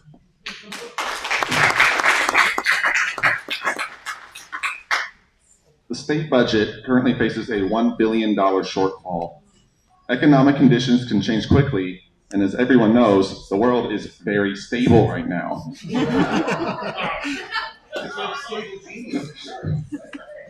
If Colorado faced a more severe downturn or revenue shock, what tools would you use to maintain sufficient liquidity and protect the state's financial stability? Senator Bridges. So the worst part of my day every day is the budget committee. It's really like, it is heartbreaking, gut-wrenching work that we do because of Trump's cuts, because of Tabor. When you're in a recession, people understand why you're cutting.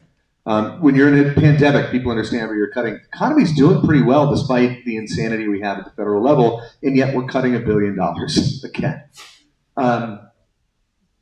I worry about the timing of the state assembly because it comes right after we'll have finished the budget in the budget committee, but before the legislature gets to vote on it. And I'm like, well, you're going to get to see all the terrible things we've done, and no one else has said thumbs up to it yet. It is painful, difficult, awful, horrible work. It is why I have introduced a bill to raise the Tabor cap by $4.5 billion so that next year's JDC is not in the situation that we're in right now.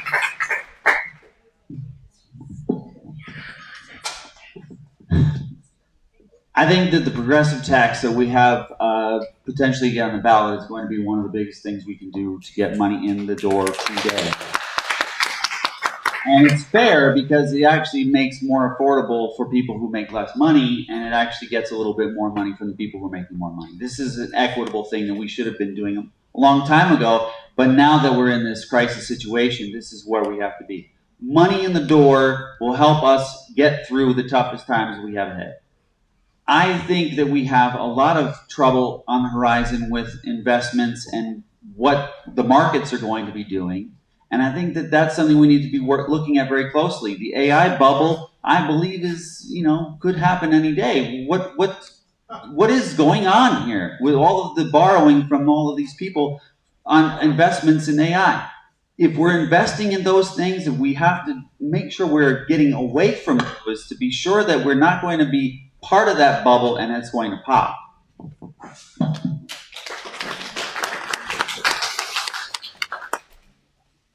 Do you believe that current statutory restrictions on how public funds can be invested, as well as the investment decisions of incumbent Treasurer Dave Young, strike the right balance between protecting taxpayer money, reflecting public values, and earning a return on investment? What guiding principle would shape how you manage the state's money? Representative Stone.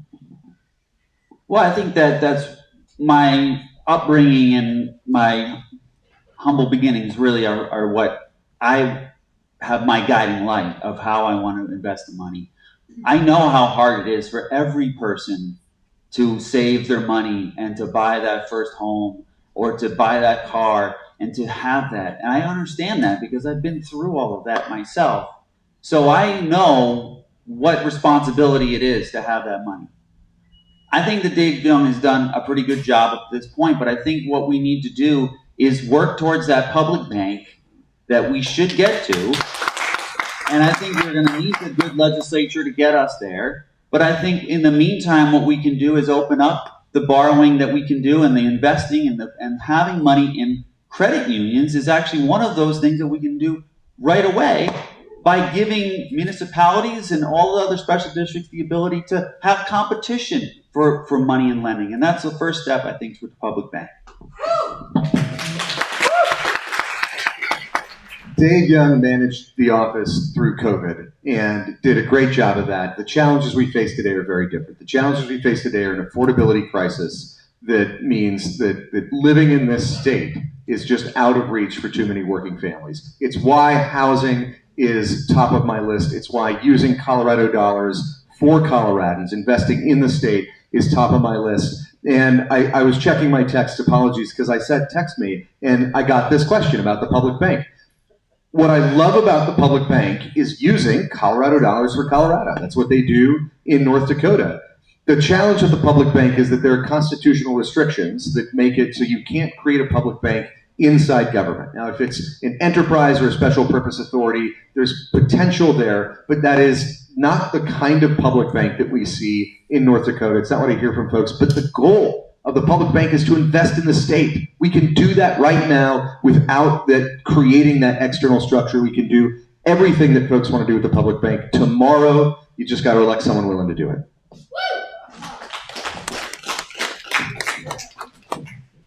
The state treasurer role is constituted as a technocratic financial stewardship role. To what extent would you additionally wield your soft power as a statewide elected official to advocate for particular policies publicly or at the state legislature? Senator Bridges. So I would push back about that just a little bit, because what you don't need in the state treasurer's office is an accountant. Genuinely, there's dozens of accountants that are already there. What you need is someone who understands the state's finances and how to navigate around all of the insanity that exists inside of that process. So I think that is the perspective that I bring. That's the background I bring. And I got off on a tangent answering the first part. Not the, what was it again? Sorry. It's been a long day cutting the budget. What policies would you advocate for? Outside of that? Yeah. Every single financial literacy bill that has been run in the legislature during the 10 years that I've been there has been my bill. We now, in this state, have a high school requirement for civics, something about the Holocaust, and financial literacy, thanks to a bill I ran last year. It was one of the biggest fights of my career, but financial literacy is a big place the treasurer can lean into.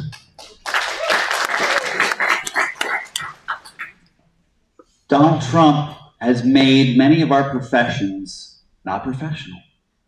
Teachers, healthcare workers, all kinds of people, mostly women's work.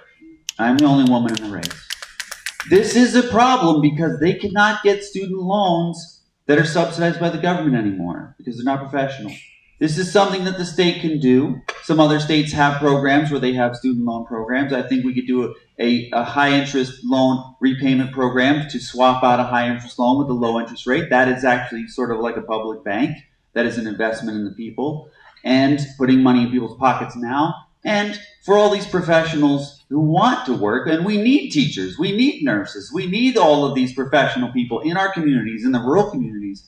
We can help them by giving them loans for those schools where they can't get a low rate loan. And we can partner with credit unions and other small banks to accommodate that. And I think that's really investing in Colorado.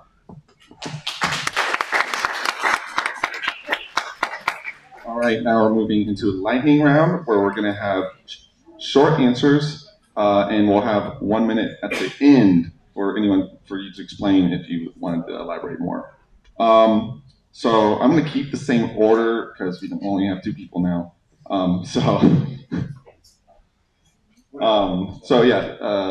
Representative Tatone, what would be your top 3 priorities as Colorado Treasurer? 3 sentences, please.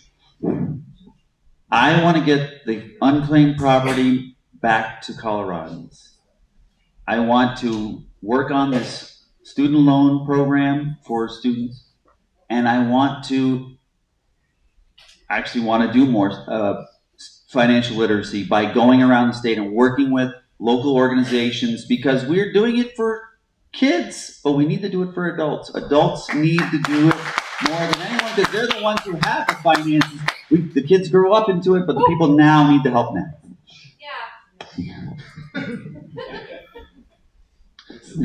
Senator Bridges. Colorado dollars for Colorado. And it's housing, it's infrastructure, it's clean energy, and doing that requires someone who knows how to navigate Colorado's insane financial systems. That is the experience I bring to the race. That's what I'll do when I'm elected.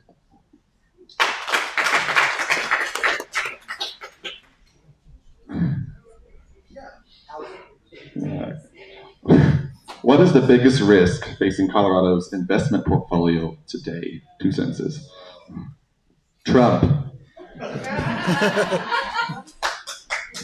I think it's the stock market that is unstable and can crash, and that's going to really put a lot of volatility in the market.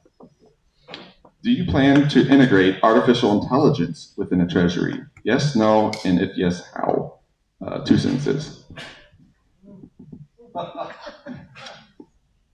Perhaps, yes, as long as it abides by the laws that we have in place, that I put in place, and we're not breaking any of those laws. Rep. Titone sponsored an AI bill, which is why this is a funny question for the two of us. I think that AI has not proven its worth yet in investment strategic decisions, in large part because the way that you train AI, it's tough. Past results don't necessarily lead to future. Okay, it's a short answer. It's not ready. It doesn't know what it's doing. If it gets better, maybe, but carefully. Colorado experienced its warmest winter on record this year. Given This group is going crazy. This is like the excited group for both of us. Colorado experienced its warmest winter on record this year. Given the documented fiscal harms of climate change, should the state remove investment funds from fossil fuel industries? Yes or no, and why? In 2 sentences, Senator Bridges. Yes, when I was Associate VP for Public Affairs at Union Theological Seminary in New York, we divested our portfolio from fossil fuels for 2 reasons. 1, it was the moral, right, correct thing to do. 2, there is evidence that a fossil fuel-free portfolio performs just as well, if not better, than one that has those companies. Yes, I agree, and I think we should also consider why we are investing in any AI companies that are also ruining the environment.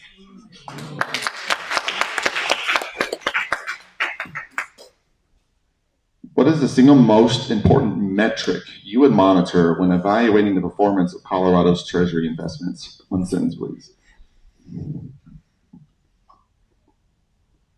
I think it's a combination of performance and moral values.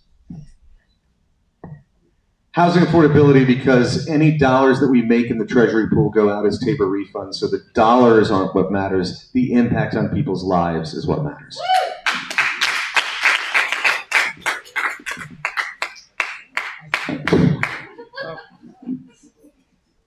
And so this might not be quite as fun as when we asked this question for the Attorney General's race, but I'm going to ask it anyways just to see what happens. You've all gotten to know each other quite well over the course of the past several months. If, God forbid, one of you had to drop out of the race tomorrow, which of your opponents would you cast your ballot on election day and why? 2 sentences, please. Obviously, Rep. Titone.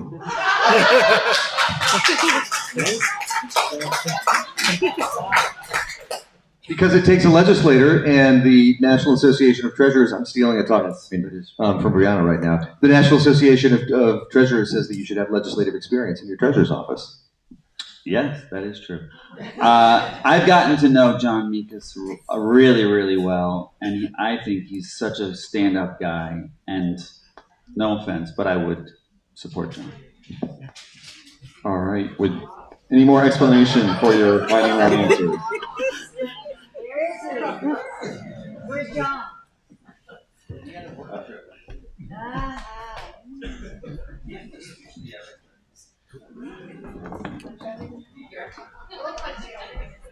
All right. Any clarification of your lightning round answers? No? I take it back. Vote for anyone else. Just kidding. All right. We had, we're now ready for closing statements. We had Rep. Titone go first for opening, so we're going to have Senator Bridges go first for closing. 1 minute. When you say you're running for the treasurer's office, the first question usually is, what does the treasurer do? The answer is actually incredibly impactful here in the state, and I think this job can be the most impactful in the state over the next 4 to 8 years, even if we have a graduated income tax, even if we raise the Tabor cap. There's not enough money in the general fund budget to address the challenges that we have in housing and in infrastructure and in clean energy here in this state. There are billions of dollars managed by the treasurer that can be invested here at home that are just like literally invested in Chevron right now, helping Chevron do whatever it is that they're doing. And that is the kind of investment that we need to redirect and bring home here to the state. There is so much opportunity here. There are folks in other states, treasurers in other states that are doing this. We can create a blueprint for how the treasurer can be an engine for economic opportunity here in Colorado. That's why I'm running.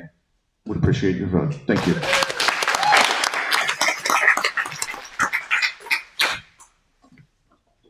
Everything that I've accomplished in the legislature has come from my accomplishments that I've done.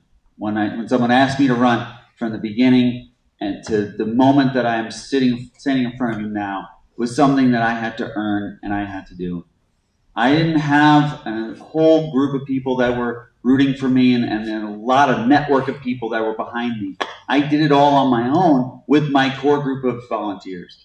That is something that I think is really important, because all of the candidates who are running, and truly all of the candidates who are running, have good qualifications that can do this job.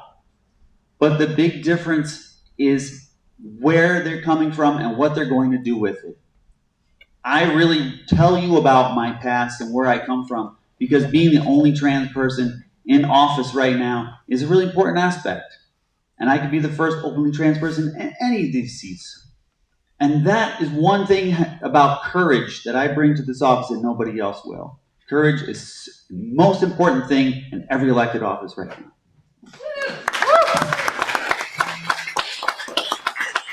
Thank you, Senator Bridges, Representative Tom. That concludes our forum for the evening. Thank you all for being here so late, but thank you.